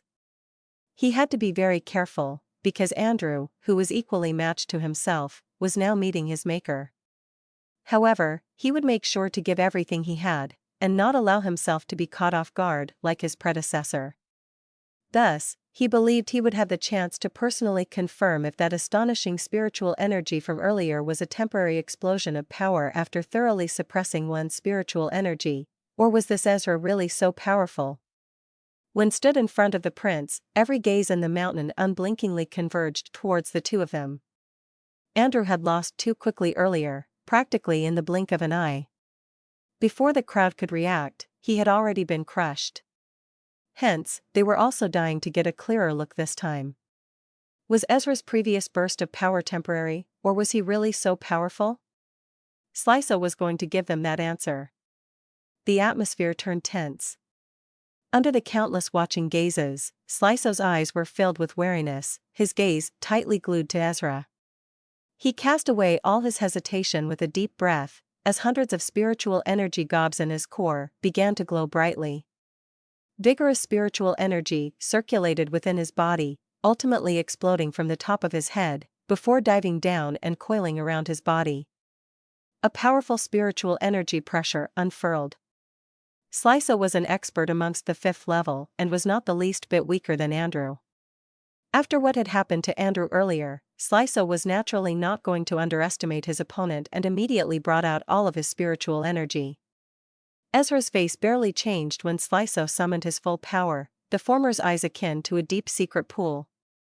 Under the numerous watching gazes, Sliso decided to strike first to gain the upper hand, and not give the prince any chance to attack. Spiritual energy whizzed forth as Sliso's body shot forth like a shadow. Sliso's body zipped past the air, placing his hands together as robust spiritual energy swept out from his sleeves. All shadow kill.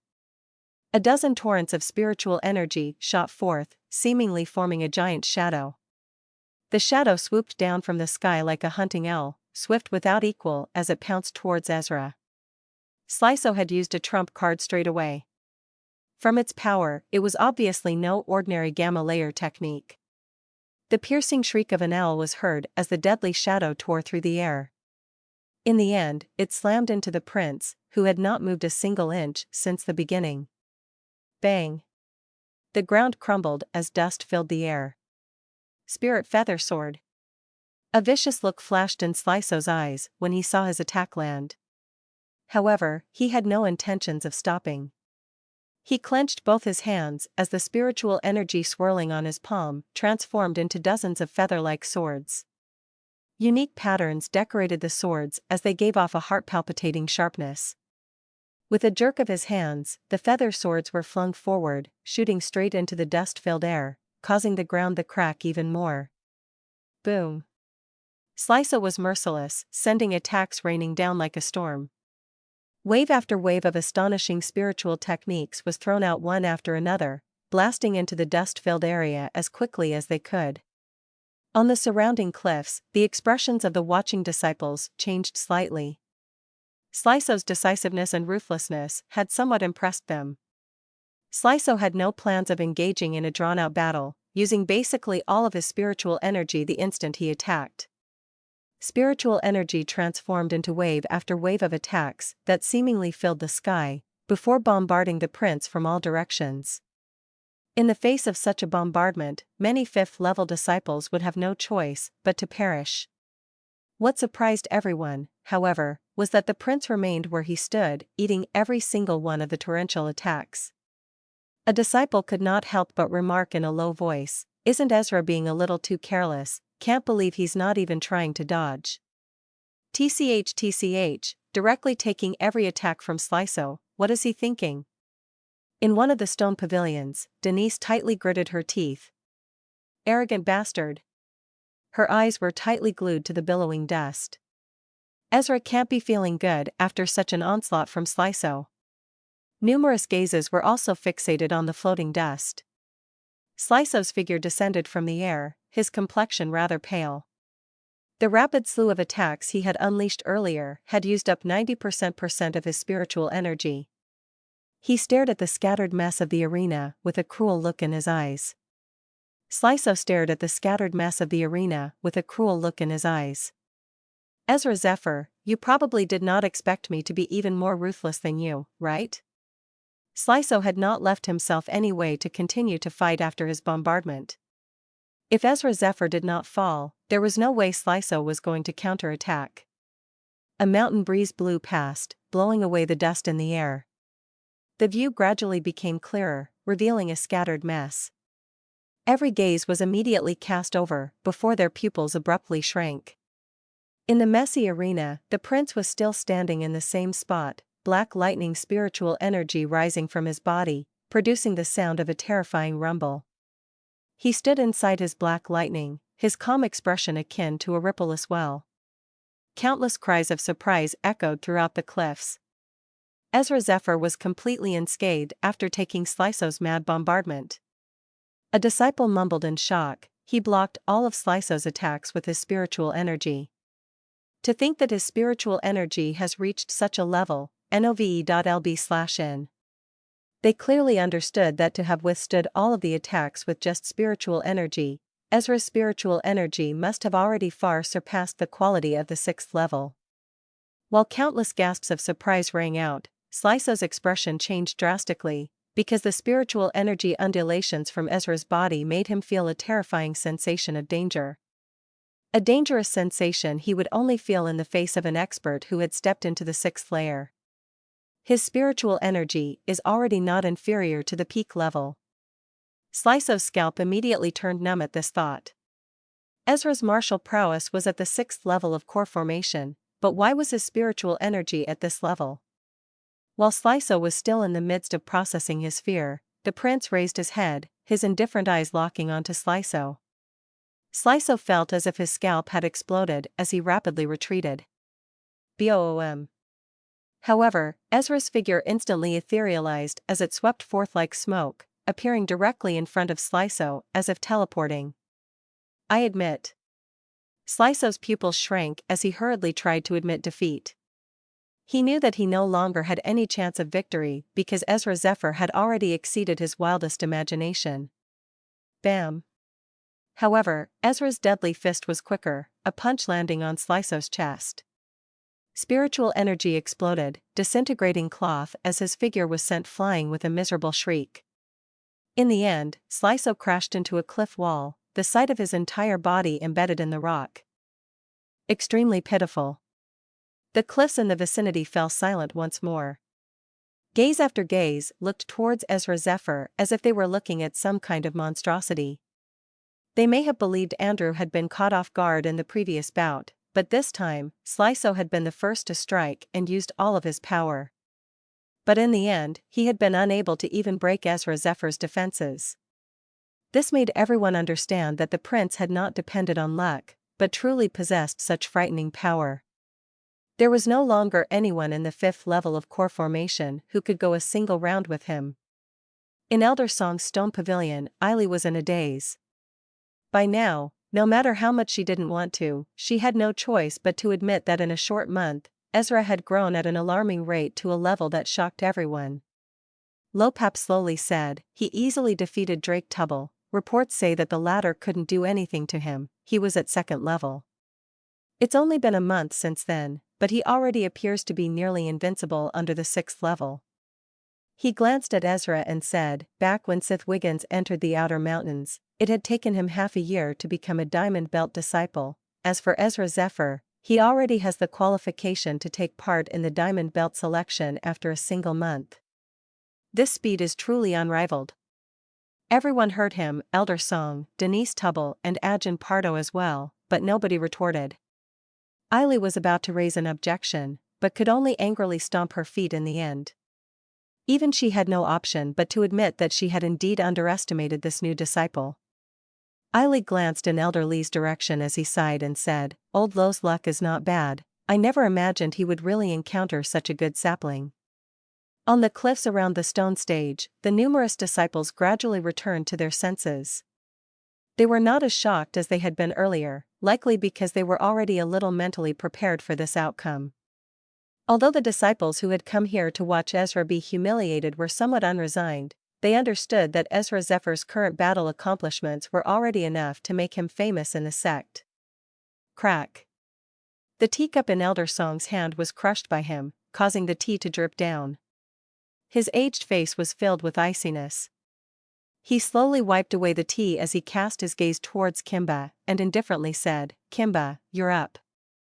The indifferent voice was filled with rage that terrified many disciples. Kimba took in a deep breath as he floated down onto the stage. His cold eyes stared at the prince as his finger pointed to one of the cliff walls in the vicinity. "I've saved that spot for you." Kimba's voice echoed in the mountain, causing some of the watching disciples to swallow. They knew that the true quarter match was finally beginning. Ezra Zephyr and Kimba stood facing each other on the stage, their gazes cold like the edge of a blade as a heart-palpitating chill seemed to flow between them. On the cliffs around them, numerous eyes were tightly glued to the two combatants.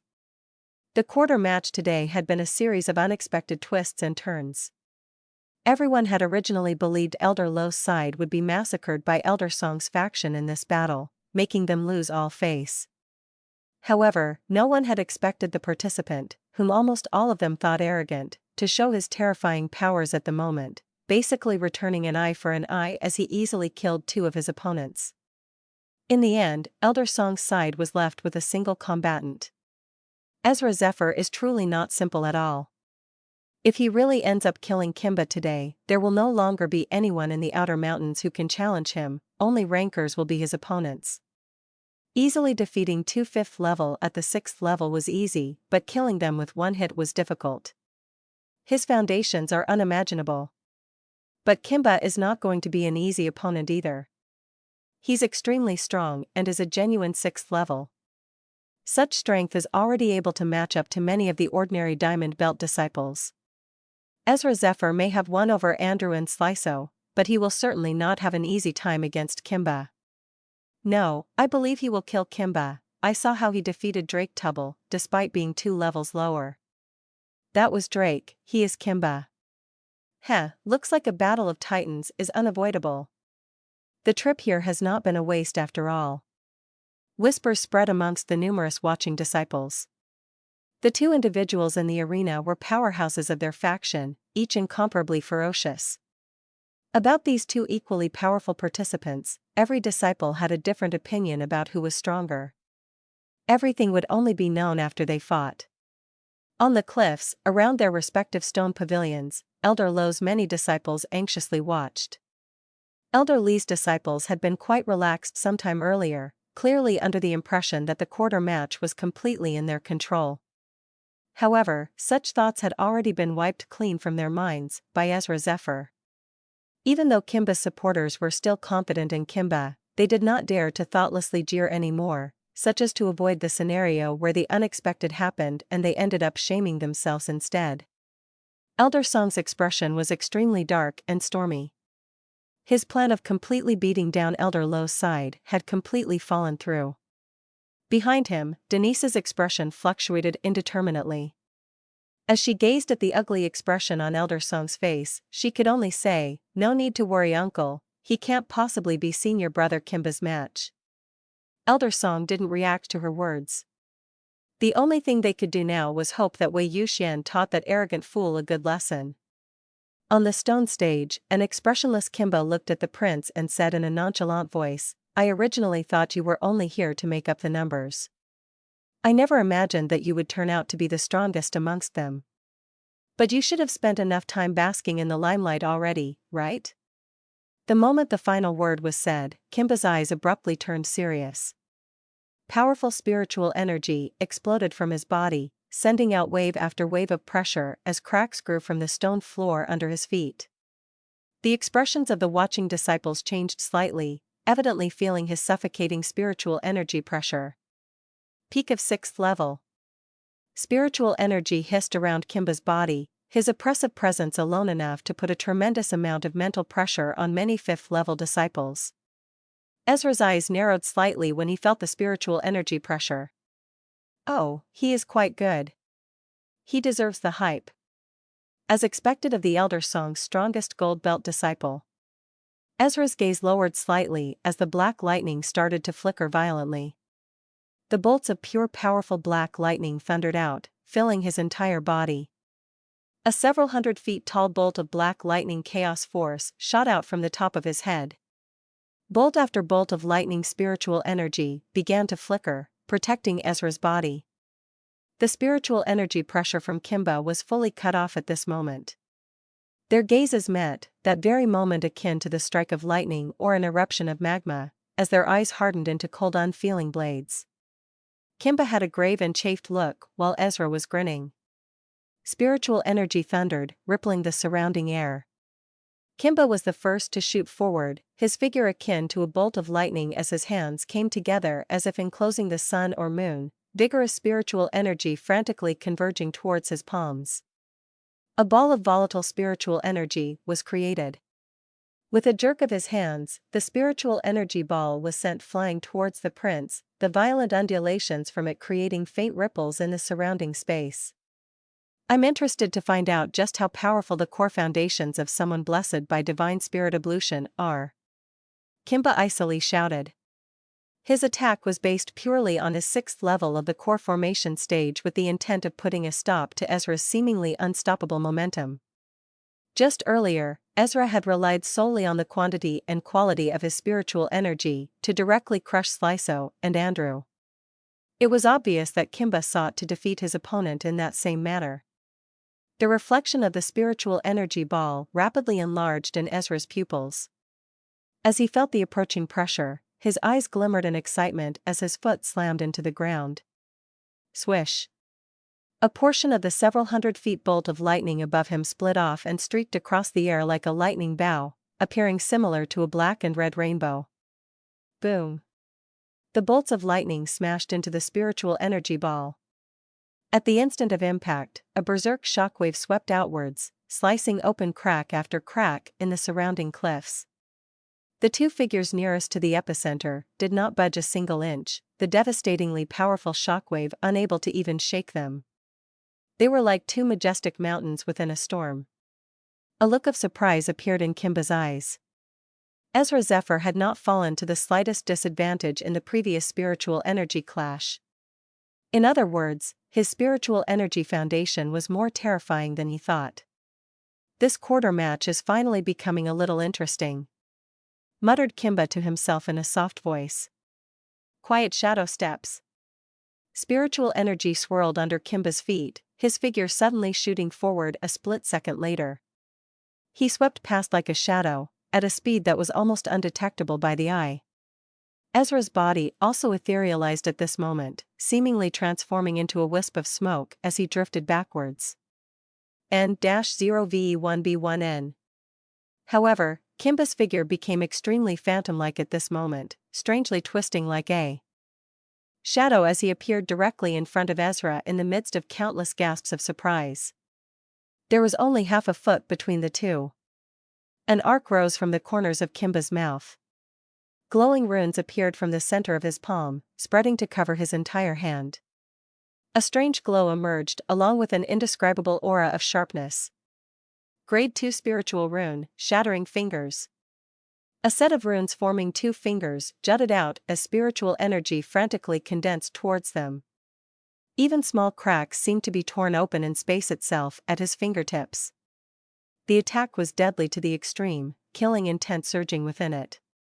A mixture of spiritual runes and spiritual technique. The flickering fingers rapidly enlarged in Ezra's pupils as his eyes flashed faintly. In the next instant, his 5 fingers had already tightly clenched into a fist, spiritual energy covering it layer by layer as if forming glowing armor. Boom! The prince punched, blasting away all the air in front of him. Punch and fingers clashed viciously. At the sight of this scene, several individuals on the surrounding cliffs could not help but cover their eyes as they repeatedly shook their heads. Was Ezra unaware that Kimba's Shattering Fingers Gamma Layer skill, after being empowered by runes, gets the ability to rip through spiritual energy? Reckless fool. Denise Tubble could not help but tightly grit her teeth as she sneered. Boom. Under the attention of countless gazes, fist and fingers finally collided. A look of ridicule slowly rose from the corners of Kimba's lips. However, the curling lips abruptly froze a split second later. His runes-coated fingers had indeed easily torn open the layers of spiritual energy on Ezra Zephyr's fist, but just as it was about to pierce flesh, a faint purple light had appeared on the skin of Ezra's fist. The moment Kimba's fingers touched the faint purple light, a dreadful power that could destroy mountains descended. Crack. The sound of something breaking was heard as intense pain spread from his fingertips, causing his expression to change. As ripples violently pulsed from their clash, gaze after gaze filled with disbelief watched as Kimba's figure jerked backwards, his feet sliding across the ground, and leaving deep marks on it. With a stomp, the ground cracked as Kimba forcibly stabilized his body. He lowered his head with an ugly expression, only to find his two fingers were now a bloody mess, even the bones were fractured. It was nearly impossible to believe that he was the one who had lost out on the previous exchange. He violently raised his head, his eyes staring at the prince. The prince extended his fist and smiled. Purple light flowed on the surface of his fist, seemingly forming a layer of faint purple scales. Light seemed to swirl on the scales, an exceptionally magical sight. These were the scales from the ancient body-strengthening technique Dragon Pelt that had slightly evolved during the divine spirit of ablution. Haha, my bad, it seems that my fist is harder than you expected. I'm afraid that your fingers cannot break through, said the prince with a faint chuckle. Uproar. Meanwhile, the numerous disciples on the surrounding cliffs opened their eyes wide as earth-shaking cries filled the area. Kimba's shattering fingers had been broken by Ezra Zephyr. In a certain stone pavilion, even Denise fell to her but on a stone chair, her pretty face ashen. The prince stood on the stone stage, purple light swirling on his fist as glowing purple scales appeared, an exceptionally bizarre sight. He cast a glance downwards, finding a few scratches on the scales, which had evidently been left by Ezra earlier. Although the latter's shattering fingers was domineering, it specialized in dealing with spiritual energy. Hence, he was not only unable to break the dragon pelt but even ended up having his fingers broken by Ezra's heavy mountain punch. Dragon pelt. Ezra Zephyr's finger lightly brushed the faint purple scales as a satisfied smile appeared from the corners of his lips. Compared to the previous, the slightly evolved scales were just hugely better in both defensive prowess and strength amplification. If not, it would not have been possible for Ezra to break the fingers coated with both spiritual energy and spiritual runes. As shown in Dragon Pelt, it has 5 levels. The scales have not reached the next level, they just got refined by divine spirit ablution. The purple scales will ascend to the next level after I gather the ingredients needed, transforming into red scales. Apart from Dragon Pelt, Ezra also received another blessing from Scaled Pool of Spirity Bailiwick. An imprint that glowed between his eyebrows. However, the prince has yet to find the mystery behind it. These evolved purple scales are strong enough to defend the all-out attack without any support of spiritual energy, while also possessing many mystical abilities. The golden cauldron was the heritage of a martial animal that existed in the upper realm. There must be a lot more to it for me to explore. If there comes a day when I manage to reach the second-level red scales of Dragon Pelt, it will be even more amazing. The scales will evolve into the red scales, and nobody in this lower realm knows how powerful they will be. The prince could not help but feel somewhat overwhelmed by such thoughts but was quickly able to suppress his emotions. He knew that such things were still way too far off for him at this current time, and what he needed to do now was to take things one step at a time and strengthen his foundations. He raised his head, looking towards the storm that was gradually brewing on Kimba's face. The opponents before him were going to be good at exploring the power of new purple scales. Kimba icily said, "I never imagined that there would come a day when my runes-coated shattering fingers would be broken." As he spoke, deep black as the night spiritual energy violently churned around his body. Hisses were heard as it stirred the surrounding air, a sign that he was furious inside. Evidently, Kimba, who had been smiling from the start, had finally been angered. Kimba suddenly slapped his bleeding hand onto the ground as night black spiritual energy rapidly extended like a swamp. Black swamp. The entire stone stage was instantly engulfed by the swamp-like night black spiritual energy as countless snake-like streams of chi shot out and snaked towards the prince. Ezra's figure rapidly etherealized, like a wisp of smoke as he drifted across the surface of the black swamp, avoiding all of the attacks. Countless seemingly sticky black rays of light shot out from the swamp, seemingly forming a giant net that loomed at Ezra Zephyr. The prince's eyes narrowed slightly. With a jerk of his sleeve, a shining ball condensed in his hand, pulsing with berserk colorful spiritual energy accompanied by black lightning. Glittering wind and light. The ball was mercilessly slammed into the black swamp. Boom. Spiritual energy containing the primal power of wind and light swept outwards, forcibly shattering the black swamp that had covered the ground as the spreading black rapidly receded. The sticky giant net also burst apart, transforming into specks of light that filled the sky. As the light danced in the air, a sharp wind sound was heard as a flash of icy light with a sinister aura pierced through the air, heading straight for Ezra's throat. It was a dark-colored halberd. The prince made a punching motion and purple scales appeared on his hand. The black halberd stabbed the fist, forcing the prince back a few steps, the sharp tip of the halberd merely an inch from Ezra's chest. However, it was ultimately unable to take that final step and was knocked back by the prince's punch. As the black halberd was sent flying, Ezra Zephyr's etherealized figure shot forth, the purple scales on his hand shone as he appeared behind Kimba. Clang clang. Kimba brandished the black halberd, night black spiritual energy rising like smoke around him. After images of the halberd seemed to fill the area, blocking every single punch of the prince. The eyes of both individuals were ice-cold, neither showing any mercy. Every attack was aimed at a fatal spot but was ultimately blocked by the other party. For the bystanders, it was a passionate battle akin to that between a lion and a tiger. On the cliffs in the vicinity, the hearts of numerous disciples shivered as they watched the ferocious clash between the two in the arena. From the aftershocks of each clash, any fifth-level disciple that was sent in would likely be torn to pieces in less than 4 rounds. A fight of this caliber was already not inferior to one between Diamond Belt disciples. Kong. Sparks flew as purple scales and halberd tip collided, creating a shockwave of spiritual energy that blew even the air apart. Ezra and Kimba's figures jerked, before shooting backwards. The prince swung the fist, his eyes narrowing slightly as he felt the seemingly rampaging black lightning in his body. Both of them had clashed directly earlier, but there was still not even the tiniest indication of him being at a disadvantage. Evidently, his spiritual energy foundations had already surpassed the peak level of core formation disciples after divine spirit ablution. Kimba did not reply, merely casting an icy glance at the prince. The former likewise understood that although the latter was only at the 6th level, he had the spiritual energy and power that surpassed the core formation stage. He was using an armament, but Ezra was battling with nothing but bare hands. Kimba understood that Ezra was an unexpectedly dangerous opponent. However, to think that a disciple who had just joined the Outer Mountains would dare to disrespect him in front of everyone, did the former really believe he had nothing else to show? Junior brother Ezra, young people should not be so arrogant.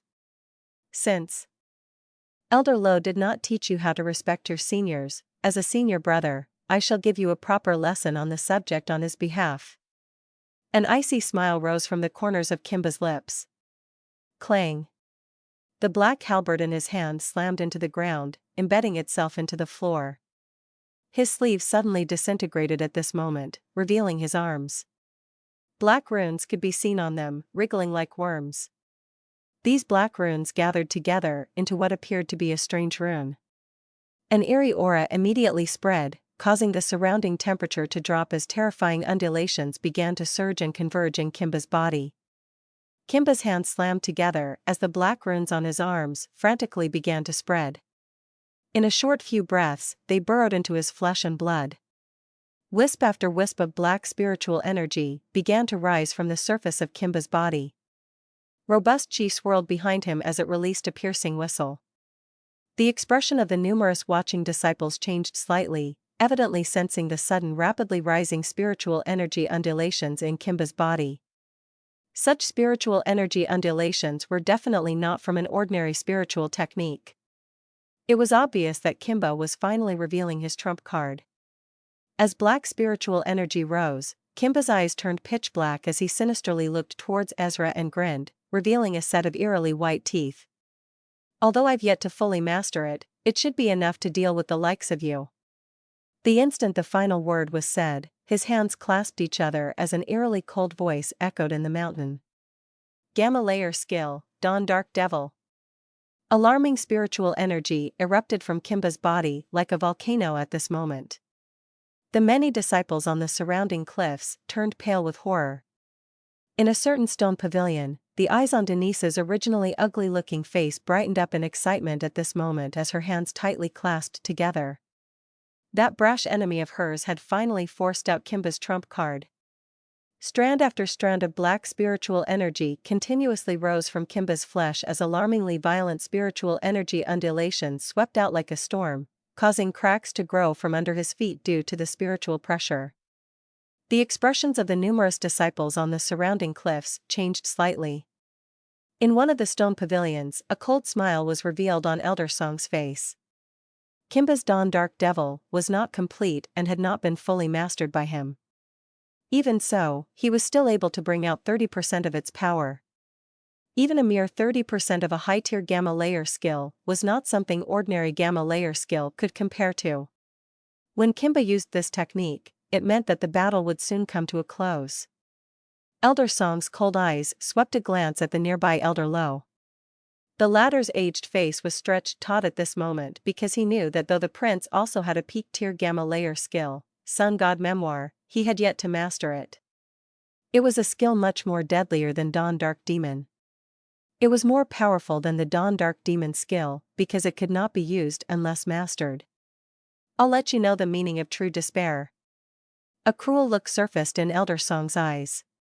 Never mind, although it was not possible to make Elder Lo's faction lose all face, it would probably make Elder Lo quite sullen when the hope he just discovered was immediately extinguished. In a stone pavilion, Page's slim brows were slightly furrowed as he observed the black spiritual energy swirling around Kimba. This event was evidently also somewhat out of her expectations. Eiley at this point sneaked away from Elder Song's pavilion and came to Page's side. Eiley exclaimed in surprise, "Kimba is surprised. To think that he managed to learn the Dawn Dark Devil technique. Even amongst the Grandpa's Diamond Belt disciples, there are no any Blood Slaughterer Peaks disciples who have been able to do so." Page shook her head. He has not fully mastered it. If not, it would not be invading his flesh. Ailu shrugged and said, "But even so, it should be enough to deal with Ezra." Page sighed, before she said in a rather regretful manner, "What a pity." Eiley's lips curled slightly downwards. What's there to feel pitiful about? He's already very capable of pushing Kimba so far. Did you expect him to defeat even Kimba? She let out a soft laugh, clearly feeling that her senior sister was overestimating Ezra. Page sighed as she nodded. Indeed, it is already quite a feat to have pushed Kimba so far with only his bare fists. Eiley flinched at her words. She understood what Page meant. N.0v1b1n. As the black chi rising from his flesh grew thicker and thicker, Kimba's body suddenly began to grow, breaking even his clothes. In a short few breaths, the originally handsome-looking Kimba had transformed into a mini black giant. His body was covered in black runes as black chi swirled around him, an incomparably bizarre sight. The Dawn Dark Devil skill could temporarily make one's body extremely powerful. At close quarters, the destructive power that could be released in an instant was basically a nightmare. Kimba's eyes had become pitch black. He slowly lifted his head, his gaze locking onto the prince like a hawk as the corners of his lips raised to form a hideous, twisted smile. I was hoping to save this for the Diamond Belt Disciple Selection Test. The fact that you've forced me to use it has already proved your ability. Boom. The instant the final word left his mouth, Kimba's foot slammed into the ground, shattering it as his enormous figure transformed into a flash of black that shot forth. His speed was quick as thunder. Such speed, the bystander's pupils shrank slightly. Kimba was now alarmingly quick. The black shadow appeared in front of him like a phantom. However, Ezra roared, spiritual energy surging along the purple scales as he swung a hammer fist from over his head. Bring it on! He smirked. Resplendent rays of purple light exploded from the fist as a faint silhouette of a giant purple dragon appeared. The power in the fist was tremendous enough to shatter a mountain, as it powerfully hacked at Kimba with dreadful force. Kimba raised both arms and a cross above him, directly meeting the fists of the prince shining in purple. Boom! Ripples that could be seen with the naked eye pulsed, directly fracturing the surrounding cliffs, while cracks swiftly grew on the stone stage below their feet. However, not even a single wound had appeared on Kimba's thick black arms, the resultant force from their clash blowing away the prince instead. SWWIISSH. Kimba's figure closed in like a phantom the moment Ezra was sent flying, 5 fingers forming a fist that blasted towards the ladder without the slightest shred of hesitation. A terrifying force assaulted the prince, slightly shocking the prince in the process. Kimba sent Ezra away with his bouts. In the face of the overbearing Kimba, a ruthless look flashed in Ezra Zephyr's eyes as he clenched his fist. The dragon pelt scales appeared, purple light swirling on them as the power in his body spiked. A giant fist and a small fist slammed into each other. The prince's body immediately jerked back, and the purple scales on his fist were scratched as he took several steps back in succession. In contrast, Kimba was only pushed a dozen steps back, before managing to stabilize his body. Ezra, this is not all you're capable of, right? Show me or else you'll die trying to be cool. The prince merely chuckled and shook his head. Kimba's sinister eyes locked onto the prince with a hideous smile. If so, then it's time to use the spot I saved you on the cliff. Ezra Zephyr's scarlet eyes brightened slightly. His hands instantly came together, his body shuddering as bolt after bolt of vigorous black lightning dashed out from his body. ROAR. 8 lost dragons, 6 dragons. 6 martial animals created from spiritual energy flew out, savage auras pulsing from their bodies.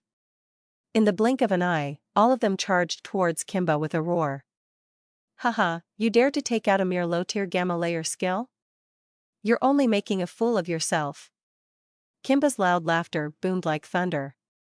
His bulky body shot forward in a straight line as he threw out a barrage of fists that smashed into the 6 ferocious dragons made of black lightning. Boom boom boo. Berserk spiritual energy shockwaves devastated the area. Every beast Kimba smashed apart made him take several steps back. By the time he finally destroyed the 6th dragon, his feet had nicely arrived at the edge of the stone stage. Fresh blood dripped from his black fists. Numerous disciples were dumbstruck by this scene. No one had expected Kimba to be so fierce, using his bare fists to violently punch apart 6 dragons of 8 lost dragons. One must know that each one of those 6 dragons was able to easily crush a 5th-level core formation disciple. Ezra destroyed Drake Tubbles, who was 2 levels higher with only 3 dragons, yet Kimba defended himself against 6 dragons. Either Kimba was too powerful or Ezra was lenient. There is no doubt in the destructive powers of 8 lost dragons. Not bad, I'll admit that I underestimated your 8 lost dragons. Uvelbin. Kimba looked towards his bloody fists, before his cold gaze turned towards Ezra. The former had originally believed he would be able to easily shatter the attack and had not expected to end up ultimately paying a price to stop it. Although the 8 lost dragons was a low-tier gamma layer skill, its power was extremely astonishing in Ezra's hands, far surpassing that of your usual run-of-the-mill low-tier gamma layer skills. You are very talkative, aren't you? Ezra Zephyr's eyes narrowed slightly. After using the 6 dragons to probe, he now knew that the other party was not an overly powerful existence he could do nothing against. Kimba's main power was his harmonized way of using runes and spiritual techniques together. Even the Dawn Dark Devil had runes, making it more powerful than the original. As such, Ezra somewhat helplessly sighed as he said, "I have an offer for you." "What is it?" asked Kimba. "Be my subordinate, you'll live and reach a height impossible for the likes of you," the prince said, confidently. Kimba chucked and spittled right after. "I spit on your offer." Anger appeared on Ezra's face. "Very good." "Oh. Are you angry?" Mockery raised from the corners of Kimba's lips. The prince did not answer, merely lightly shutting his eyes. In the next instant, roars suddenly rang out as 8 roaring black lightning dragons emerged. Again? The mockery on Kimba's lips grew even greater. Although Ezra's 8 lost dragons was not weak, it was clearly unable to contend against him in this state. Ezra's actions were only a waste of spiritual energy. "Looks like that's all you have. Since that is the case, it's time for me to hang you up on that cliff." He stepped forward, finally intending to finish this match. However, Ezra's hand suddenly formed a seal as his calm voice echoed. 8 lost dragons, 8th dragon. One could only watch as the 8 dragons above his head suddenly released sky-shattering hisses, one of them abruptly opening its giant mouth and swallowing another dragon. After devouring one, it continued to eat the 7. When the final beast was eaten, everyone could only stare at the now 1,000 feet long dragon made of black and red lightning that coiled in the air above Ezra like a ferocious beast without an equal. A heart-palpitating sensation of violence and savagery pulsed. On the surrounding cliffs, countless disciples were stupefied as they watched this scene. Even the pupils of the 2 elders, Elder Lo and Elder Song, could not help but shrink. Ezra Zephyr had reached the advanced level of the 8 lost dragons. The 8th dragon of the 8 lost dragons.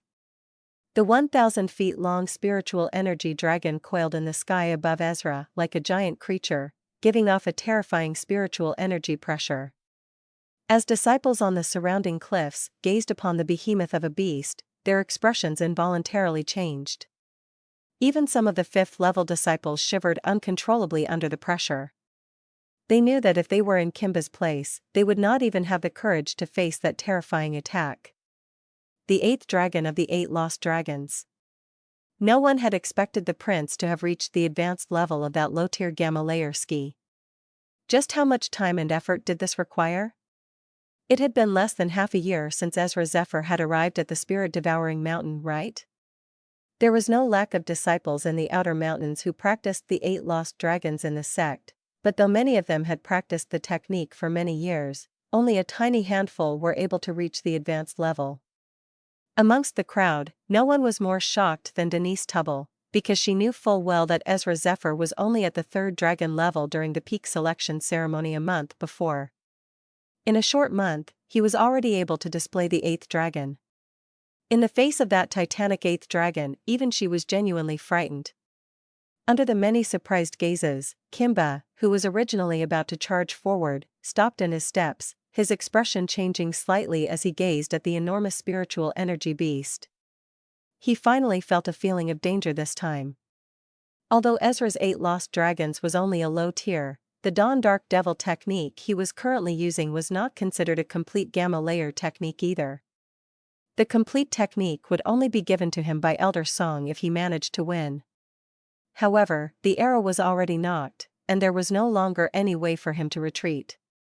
He could only summon all of his courage and destroy Ezra's attack to utterly defeat the latter. A ferocious look rose in Kimba's pupils. Black misty spiritual energy swirled around his sinister-looking body, an explosive power flowing out as his muscles shook, shaking the air around him. "Come out, Pavarakn." Whoosh. A giant gust of spiritual energy was released as a shapeless embodiment of mist appeared from the top of his head. 6 orbs started to rotate behind Kimba. He summoned his martial spirit. So what if it's the 8th dragon when all is said and done? It's only a low-tier skill. Even though my Dawn Dark Devil technique is not complete, it's still enough to deal with the likes of you. Kimba's hands clenched tightly, the black spiritual energy emitting from his flesh growing increasingly vigorous as violent undulations erupted from his body. Boom. In the next instant, his foot slammed into the ground. The stone stage under his feet began to crumble, a sign that it was about to cave in. Swish. His figure shot forth like a flash of black light, the mini-giant-like body creating a sonic boom as it accelerated. One could imagine just how fast he was. The current Kimba was like a god of destruction, the ground instantly crumbling wherever he passed, vividly displaying his astonishing destructive capabilities. N-0 Velbian. In the face of Kimba's charge, let alone the 6th level, even the peak level of core formation disciples would be forced to avoid, not daring to meet it head-on. However, there were no signs of retreat in Ezra's eyes, but a similar burning desire to fight. He took in a deep breath as his eyes abruptly turned serious. Go! The 1,000 feet long martial animal roared in accompaniment to his shout. In the next instant, it began its dive downwards like a giant dragon under countless shocked gazes. It was an ominous sight to behold. In the end, the 1,000 feet black lightning martial animal and Kimba slammed into each other. Every gaze was tightly glued to the collision. They knew that this would be the moment when victory was decided. They were also itching to find out which was stronger, the advanced level of 8 lost dragons or the incomplete Dawn Dark Devil skill. The entire mountain seemed to fall silent at the instant of impact. Almost immediately after, a giant spiritual energy shockwave that could be seen with the naked eye unfurled. Bzzz. The surrounding cliffs were directly torn apart, the giant stone stages crumbling layer by layer. All of the cliffs were affected by the destruction. Some of the nearer disciples were sent flying, a tight feeling rising in their chest along with panic in their eyes. The aftershocks of the clash were truly a little too astonishing. In the end, the Diamond Belt disciples from the two factions had to step forward, spiritual energy whizzing out to stop the spreading shockwave. Only then did they prevent the stone pavilions from being affected. Bloodfang army stepped forward to save the bystanders. The aftershocks faded as gaze after gaze looked towards the crumbled stone stages. That bastard Ezra, I refuse to believe that you won't fall this time. Denise could not stop herself from standing up, her fists tightly clenched as she cast her gaze over. At this time, she could only pray that Kimba had defeated Ezra. If not, the quarter match today would become Ezra's stepping stone, making his reputation rise in the spirit-devouring mountain, an outcome that would clearly make her unbearably angry. In one of the other stone pavilions, Eiley Tent's gaze was also directed at the stone stages, clearly also itching to know the final outcome. There was basically no conflict between herself and Ezra, and the only thing she loathed was others comparing him to senior brother Sith Wiggins. In her eyes, no one would ever be able to compare to senior brother Sith, including Ezra. Previously, the only thing the prince had to show was being the champion of the peak selection ceremony, while the divine spirit ablution could mostly be attributed to luck. However, the current quarter match would be an excellent test of his worth. The moment the curtain fell on the battle, everyone would naturally know just how otherworldly blessed and talented Ezra Zephyr was. The aftershocks faded as the scenery within finally began to appear. The first thing to land in their eyes was Ezra Zephyr standing on a corner that remained of the stone stage. The spiritual energy around him was clearly much weaker than before, obviously because he finished his attack. Facing him some distance away was the well-built black tower-like body of Kimba. He was still in a punching posture, while the 1,000 feet 8th dragon was nowhere to be seen. Ezra's 8th dragon has been destroyed? The sight of this immediately caused cries of astonishment to erupt in the surrounding cliffs. Elder Song's disciples were unable to stop themselves from bursting into cheers. In spite of the cheering, there was no change in Ezra's eyes as he stared at Kimba's figure and slowly said, "You still have a ways to go if you wish to teach me." The instant these words were said, Kimba's body suddenly shuddered as he violently spat out a mouthful of black blood. His giant body rapidly began to shrink, returning to its normal state, before slowly falling back first to the ground. There was an unresigned look in his eyes. If Elder Song had given him the complete Dawn Dark Devil technique, then he could have withstood the 9th dragon. Thud. The cheers that filled the air came to an abrupt stop as if someone had pinched all their throats. The joyous expressions on Elder Song's disciples instantly froze, an extremely comical sight. Denise's tightly clenched fists slowly loosened at this moment, her face turning deathly pale as the spark of life seemed to leave her eyes. She had originally come here to vent her frustrations. Who could have imagined that instead of venting them, she would instead personally witness Ezra soar into the skies? The unbearable feeling in her heart almost made her vomit a mouthful of blood. Eiley breathed out forcefully as her bosom faintly heaved. Although the expression on her face could be considered calm, a storm of emotions was raging in her heart. This outcome had obviously exceeded everyone's expectations. No one had imagined that the prince, whom they had thought the brainless arrogant guy at the beginning, would accomplish such an amazing feat, single-handedly bringing about a complete reversal of a situation on the verge of collapse. In the face of such a scene, even Eiley, who felt Ezra was an eyesore due to Sith Wiggins, could not help but sigh in amazement inside. In contrast to the deathly silent atmosphere on Elder Song's side, after a few breaths of silence, it finally clicked to Elder Lo's disciples that the unbelievable scene in front of their eyes was indeed reality. In the next instant, deafening cheers exploded from them. In the stone pavilion, an inconcealable look of joy emerged on Elder Lo's usually stern, aged face. Ezra merely chuckled softly as he listened to the seemingly endless cheers. After today's battle, there should no longer be anyone who would object to him owning that diamond quarter. However, just as he was breathing a sigh of relief as if a heavy burden had been lifted from his shoulders, boundless spiritual energy exploded in the sky.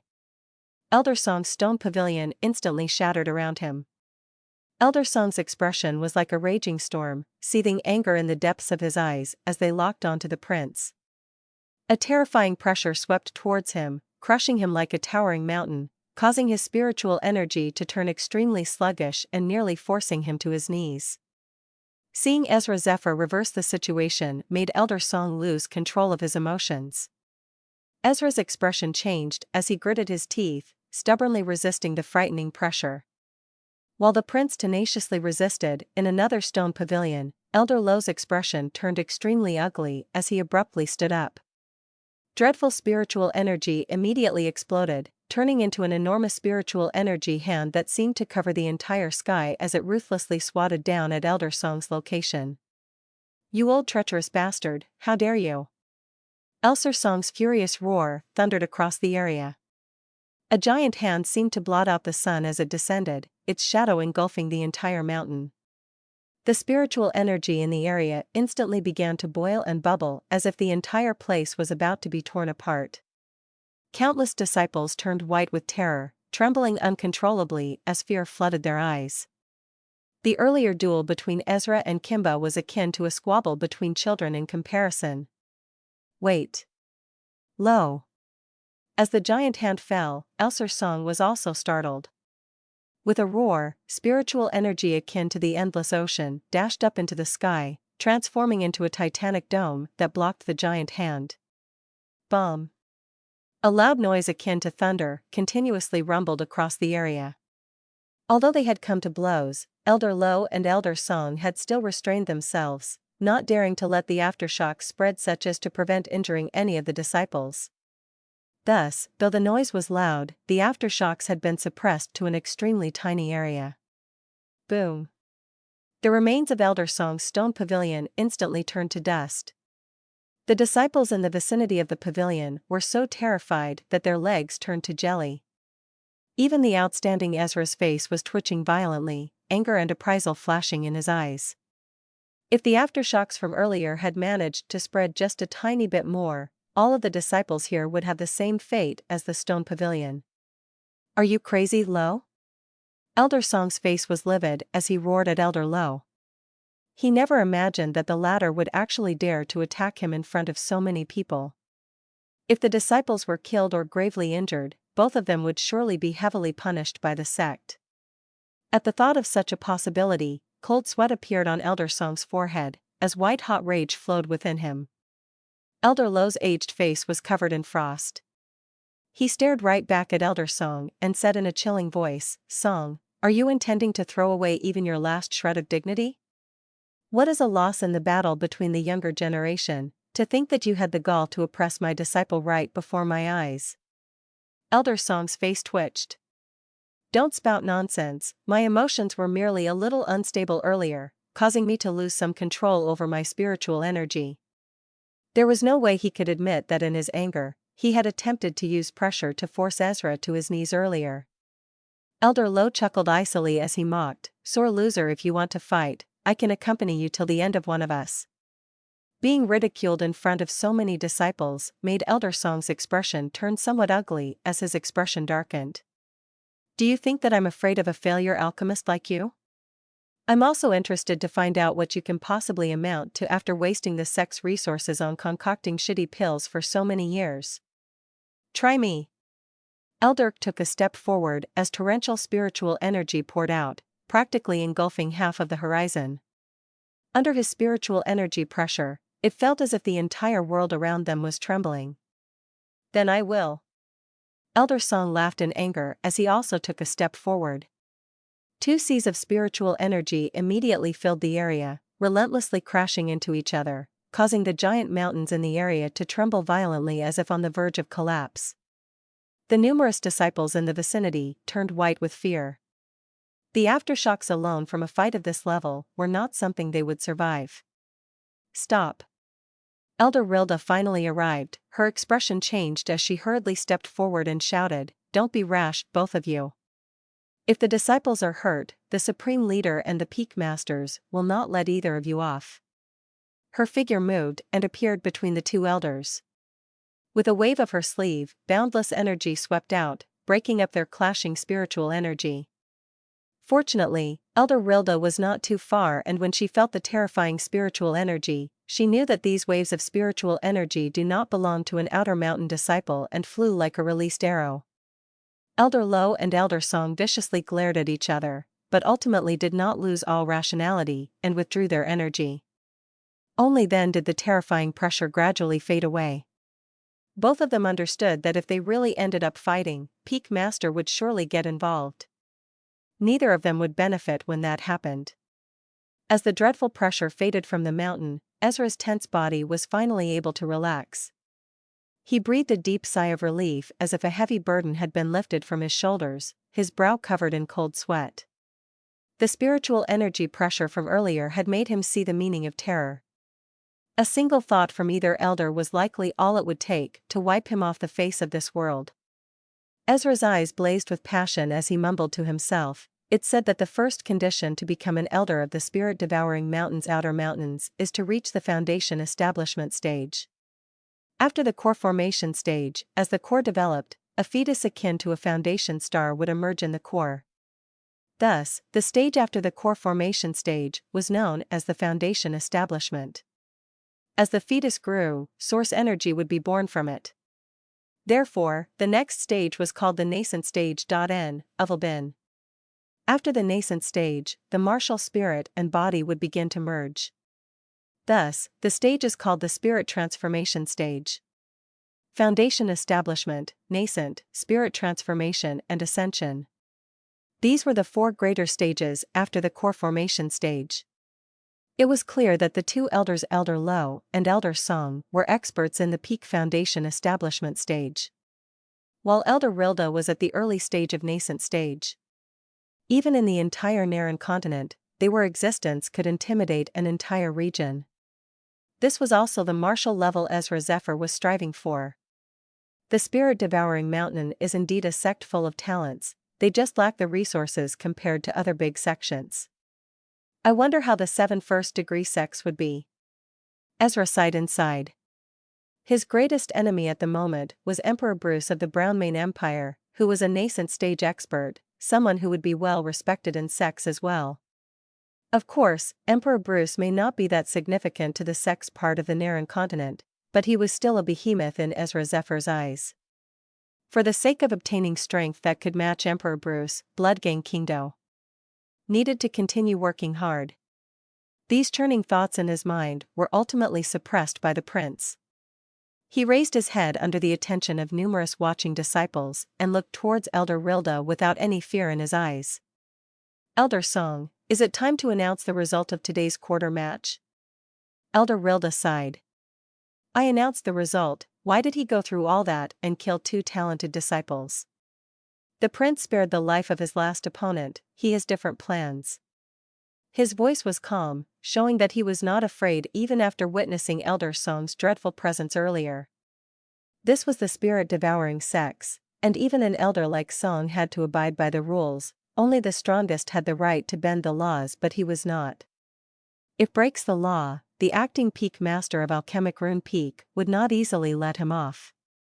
Elder Song was ugly with anger as he viciously glared at the prince. Elder Lo smiled icily. Elder Song, aren't you going to announce the results? In the past, Elder Song had mercilessly provoked him after winning.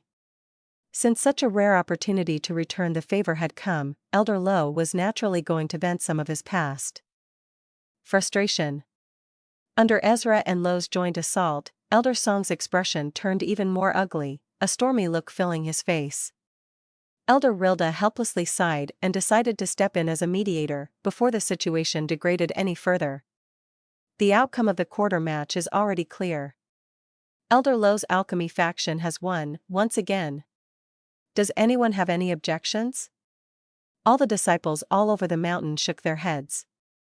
The quarter match today had been filled with twists and turns, the outcome also exceeding everyone's expectations. At the start, no one would have imagined that the one who remained standing in the end would be Ezra, who appeared to be the youngest member of the sect. Countless gazes were cast towards the youthful figure on the broken stage, complicated expressions in their eyes. They knew that Ezra's reputation would rise in the spirit-devouring sect after today. They had originally come here to see Ezra Zephyr make a fool of himself. Who could have expected that they would instead be treated to the sight of the prince's astonishing and breathtaking rise? If the prince was said to have relied on luck during the divine spirit ablution, his achievement this time would be based on genuine battle ability. Elder Song's face was twisted in hate and agony. In the end, he stormed off, clearly still seething with rage. His disciples silently followed. Denise's fists were tightly clenched, an unsigned look in her eyes as she looked towards Ezra Zephyr and forcefully grinded her teeth. While this happened, Ajahn Parda walked to her side with a faint smell, taking a small whiff of her fragrance as he said in a gentle voice, "No need to be angry, junior sister. The truth is that Ezra Zephyr is indeed quite gifted and a genius. He will be highly favored in future. Why not get someone to call him over and apologize to you so we can wipe clean the slate between you two?" Before Denise could reply, he nodded towards a disciple at the side.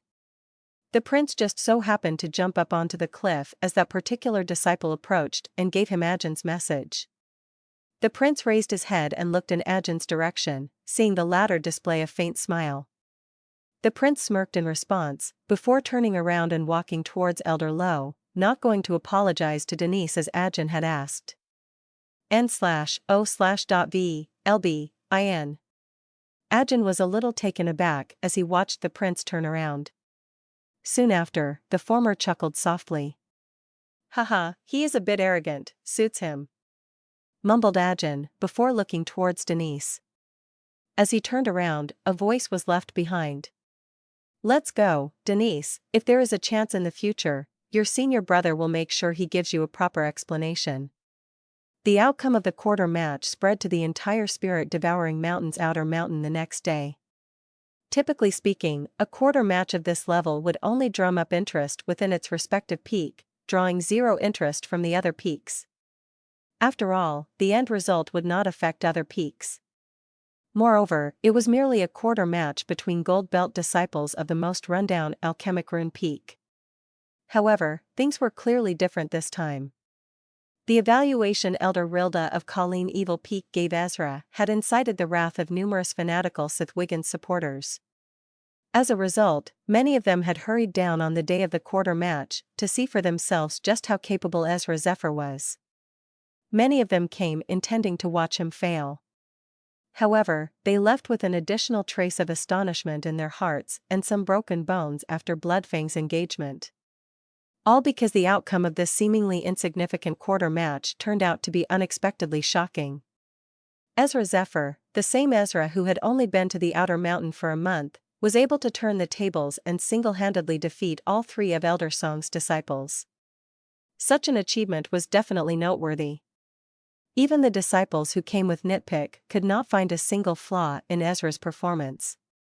Therefore, every detail of the quarter match began to spread throughout the various peaks the next day, shocking and awing numerous disciples. Ezra Zephyr seems to be unstoppable. Though he is only a new disciple and reached 6th level not too long ago, even the seasoned 6th level Kimba was not his match. His spiritual energy is rather extraordinary and terrifying. No wonder Elder Rilda holds him in such high regard. It appears that he might actually have what it takes to surpass the previous batch's Sith Wiggins. TSK, don't be ridiculous, it was only a quarter match between gold belt disciples. Which of the rankers is ordinary? Back then, all of them were also able to defeat higher martial prowess level opponents. This battle achievement of Ezra's is only barely passable. Indeed. Just think about how many fortunate fateful encounters senior brother Sith Wiggins has had over the years. I once heard an elder remark that given senior brother Sith Wiggins' talent, he will definitely become an Inner Mountains elder within the next 10 years. Wow, seriously? The first condition to become an elder of Inner Mountains is to step into the nascent soul stage. Senior brother Sith Wiggins is indeed this sect's most outstanding disciple. Compared to him, Ezra Zephyr is still severely lacking. Exactly, Ezra is extraordinary. They say his achievement of divine spirit ablution doesn't matter. Will they face those ducked beasts? They are just hypocrites. Hey, I heard this new faction of Ezra is recruiting disciples. What do you think? Oh, you mean Bloodfang Army? I'll join them as well. Ezra is the future, and unlike Sith Wiggins, he takes care of his subordinates. Yes, his subordinates are hella strong. There is one from our heavenly fiend peak, he's called the Ergale Arms. What a frightening talent and brain he got. Really? His subordinates are also in our divine demon peak. The most famous is Argus Waska, we call him Unstoppable Ox. You must see Shapeshifter of Bloodfang, oh lord, the girl is a menace. Shut up, have you heard of XYR? He is ready to challenge Ranker. What? There is another newcomer who wants to challenge Ranker? What do you mean by another? Who is the other one beside XYR? His name is Zulfi Dimitri, he is from our Blood Slaughterer peak. He is a fearful figure, all the disciples of our peak know him because he has challenged all famous disciples and defeated them. Only Rankers are left. And, he is also a member of Bloodfang Army. Not only powerful new disciples, the new beauties of Colleen Evil Peak, Ravina in Gale and Mahi in Gale are also part of his faction. Wow, no one in the sect had a faction with disciples of all peaks in it before Ezra. Similar debates continuously played out across the 7 peaks. Though most of the disciples were still skeptical of the evaluation Elder Rilda had given Ezra, it was no longer as one-sided as before. Some people wanted to be on Ezra's side.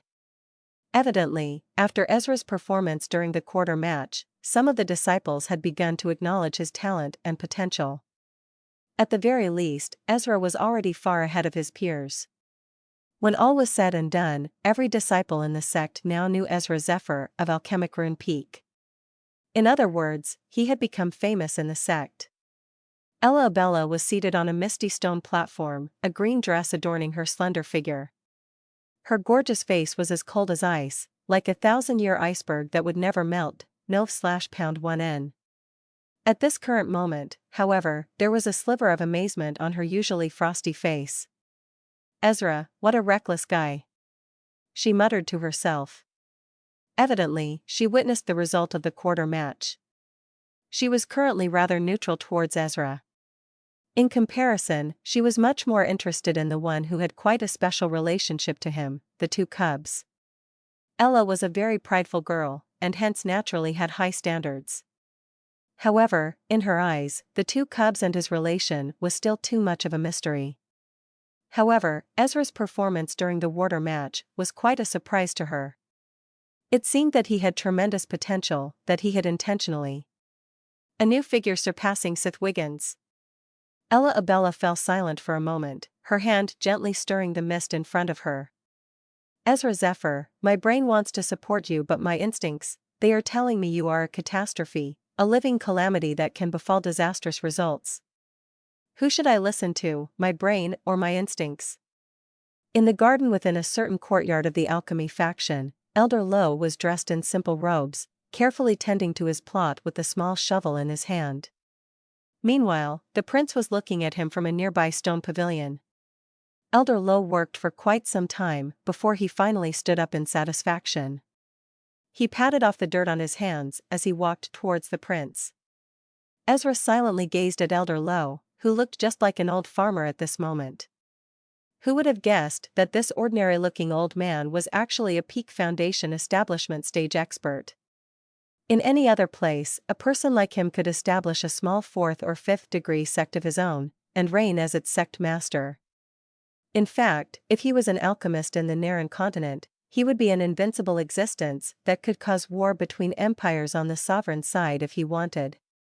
However, Elder Lowe was merely an elder in the spirit-devouring mountain, and above him were the various inner mountain elders, peak masters, the chosen 7, and supreme leader.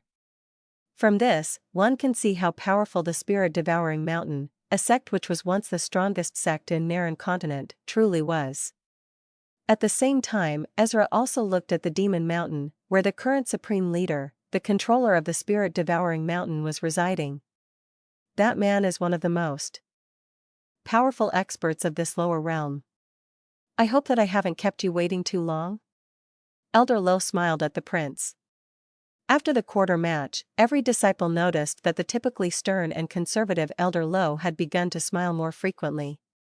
Ezra responded with a smile and a shake of his head. He was appreciative and grateful towards Elder Lowe. After all, it was always comforting to be so valued and trusted by another. Even when the crowd had turned against him, Elder Lowe had continued to stand up for him, an act that benefited Ezra a lot. Elder Lowe seated himself on a stone stool and fished out a diamond token from his sleeves. This is the token for that diamond quarter. From today onwards, that quarter shall belong to you, said Elder Lowe with a smile. There was joy in his eyes as the prince received the token. After all, he knew that the diamond quarter was an extremely important martial prowess resource, and would be hugely beneficial to his training. Moreover, this was also why he had racked his brains so hard in order to join the quarter match. Thank you, Elder Lowe, said Ezra as he cupped his fists together. Elder Lowe waved his hands and said, You were the one who won this. I believe that there will no longer be any objections from any of the other disciples. Even though the elder had originally prepared this diamond quarter for the prince, there had been a huge backlash from the other disciples in the beginning. After all, in their eyes, the prince was merely a gold belt disciple who did not deserve to own a diamond belt. However, there were no longer any disciples who objected after the quarter match. In fact, even James Andoro and his crew remained silent on this topic, evidently already acknowledging it. After all, nobody expected the prince to perform so spectacularly during the quarter match. He had completely turned the tables and earned back all the respect their faction was about to lose. Elder Lowe smiled warmly at his disciple, a gratified look in his eyes. With a wave of his sleeve, several jade boxes appeared on the table. Young fellow, it's all thanks to you that I didn't lose face. Take these as your additional rewards, said Elder Lowe with a jolly face. The prince was not surprised, he was sure that Elder Lowe would reward him for sure. He casually opened one of the jade boxes, immediately feeling a heat wave being released from within it. These are the 9 Suns Crystal, Heavenly Flames Rock Essence, Cube of Hot Ice, and Polar Sparrow's Heart. The prince stared at the objects inside the box as joy filled his heart. These were the items required to practice the Sun God Memoir. He was unable to practice the Sun God Memoir because he lacked these very items. It never occurred to him that Elder Lowe had actually managed to gather all of them for him. Haha, these were quite hard to find. This old man had to look up a few old friends and pull out a couple of favors to obtain them. I know that they should be the things you want most now, said Elder Lowe. The prince was exhilarated.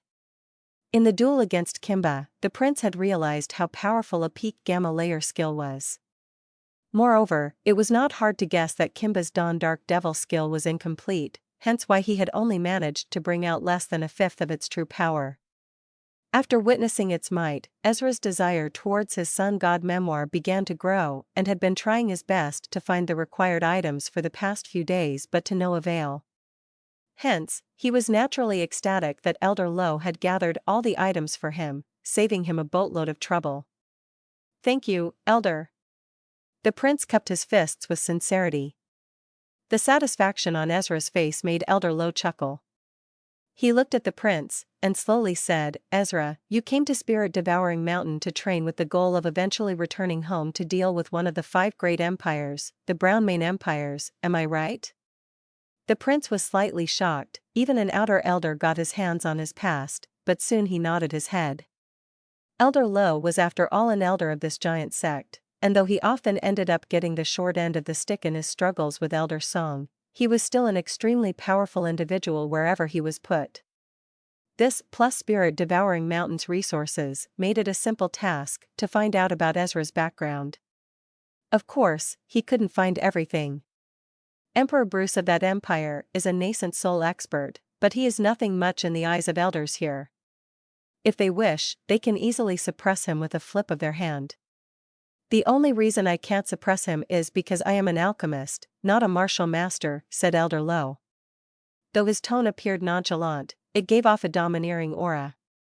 "In the month since you became my disciple, I've managed to find out all about the conflict between your Bloodfang Kingdom and the Brown Mane Empire. I did this in hopes that you'll be able to focus on your training. In fact, I asked the Sect to intervene and finish off the Brown Mane Empire." Ezra stared at Elder Low in shock. Elder Low frowned as he continued, "However, the Sect ultimately rejected my request. I suspect this had something to do with the Holy Law Sect. When you killed the second prince of Brown Mane Empire in the Spirity Bailiwick, his elder brother was already a disciple of the Holy Law Sect. According to the latest intel I've received, for some unknown reason, the Hall Master of Holy Law Sect seems to highly value Benedict Brown Mane. The former has even personally accepted him as his disciple, and helped him obtain an armament-like body. As such, the Brown Mane Empire can be said to have the backing of the Holy Law Sect, and the reason why Peak Master and the rest did not agree to my proposal is likely because they knew that not only Guardians of Continent would become our enemies, the Holy Law Sect would also be opposed to it." Ezra's eyes glimmered for a moment, before they gradually returned to calmness. Back then, the Brown Mane Empire had seemed impossibly far ahead, but in the end, Bloodfang Kingdom caught up and even slayed the 2 traitors who created their kingdoms on Bloodfang's land. The Bloodfang Kingdom had not been destroyed then, why would it be afraid now? Since he was able to kill Emperor Bruce's younger child, he can slaughter the elder one too. Ezra slowly asked, "Elder Low, since the Holy Law Sect is backing Benedict Brown Man, will that be a problem for the Bloodfang Kingdom?" He did not fear the Brown Mane Empire at all. However, he was wary of the powerful and mysterious Holy Law Sect. It was a massive organization that stood highest amongst the 7 first-degree sects. Elder Low waved his hand, before he solemnly said, "There is no need to worry. We do not wish to break the rules, and I believe the Holy Law Sect would not dare to do so as well. However, if they try anything funny, I assure you that our Spirit-Devouring Mountai is no pushover. When all is said and done, the conflict between your Bloodfang Kingdom and the Brown Mane Empire will have to be resolved amongst yourselves." Elder Low was a little apologetic as he looked at the prince. He had initially hoped to get rid of this problem for the prince. However, his hands were tied in the end. The prince solemnly bowed to Elder Low. He was fairly awed by what the latter had done for him. "Elder Low, there is no need for you to be this way. The Brown Mane Empire is a thorn in my heart that I must pluck out myself. If someone else did it for me, it would only hurt my personal feelings." The prince slowly said, "Not too long, I will personally resolve this grudge." Though his voice was low, it was filled with confidence. The strong confidence and killing intent in Ezra's words made Elder Low even more pleased. Regardless of attitude or talent, this disciple truly belonged to the cream of the crop. If there is anything else I can help you with, just say the word. I will do all I can to support you," declared Elder Low. The prince fell silent for a moment. Following this, he smiled as he said, "There is indeed a favor I would like to ask from Elder Low." "Oh?" Elder Low smiled as he said, "Go on, tell me what it is." The prince smiled a bit as he looked at Elder Low and earnestly said, "I would like to join the Diamond Belt selection test to be promoted to a Diamond Belt disciple." His main reason for coming to the spirit-devouring mountain was to learn and see the outside world, spread the tales of his notoriety and search for suitable subordinates in order to conquer this lower realm. However, according to the sect rules, there are steps of promotion. A disciple must have the Diamond Belt to compete for the chief disciple position. Be that as it may, the Diamond Belt disciples also possess the right to challenge the rankers and snatch their ranking. This meant that Ezra needed to become a Diamond Belt disciple.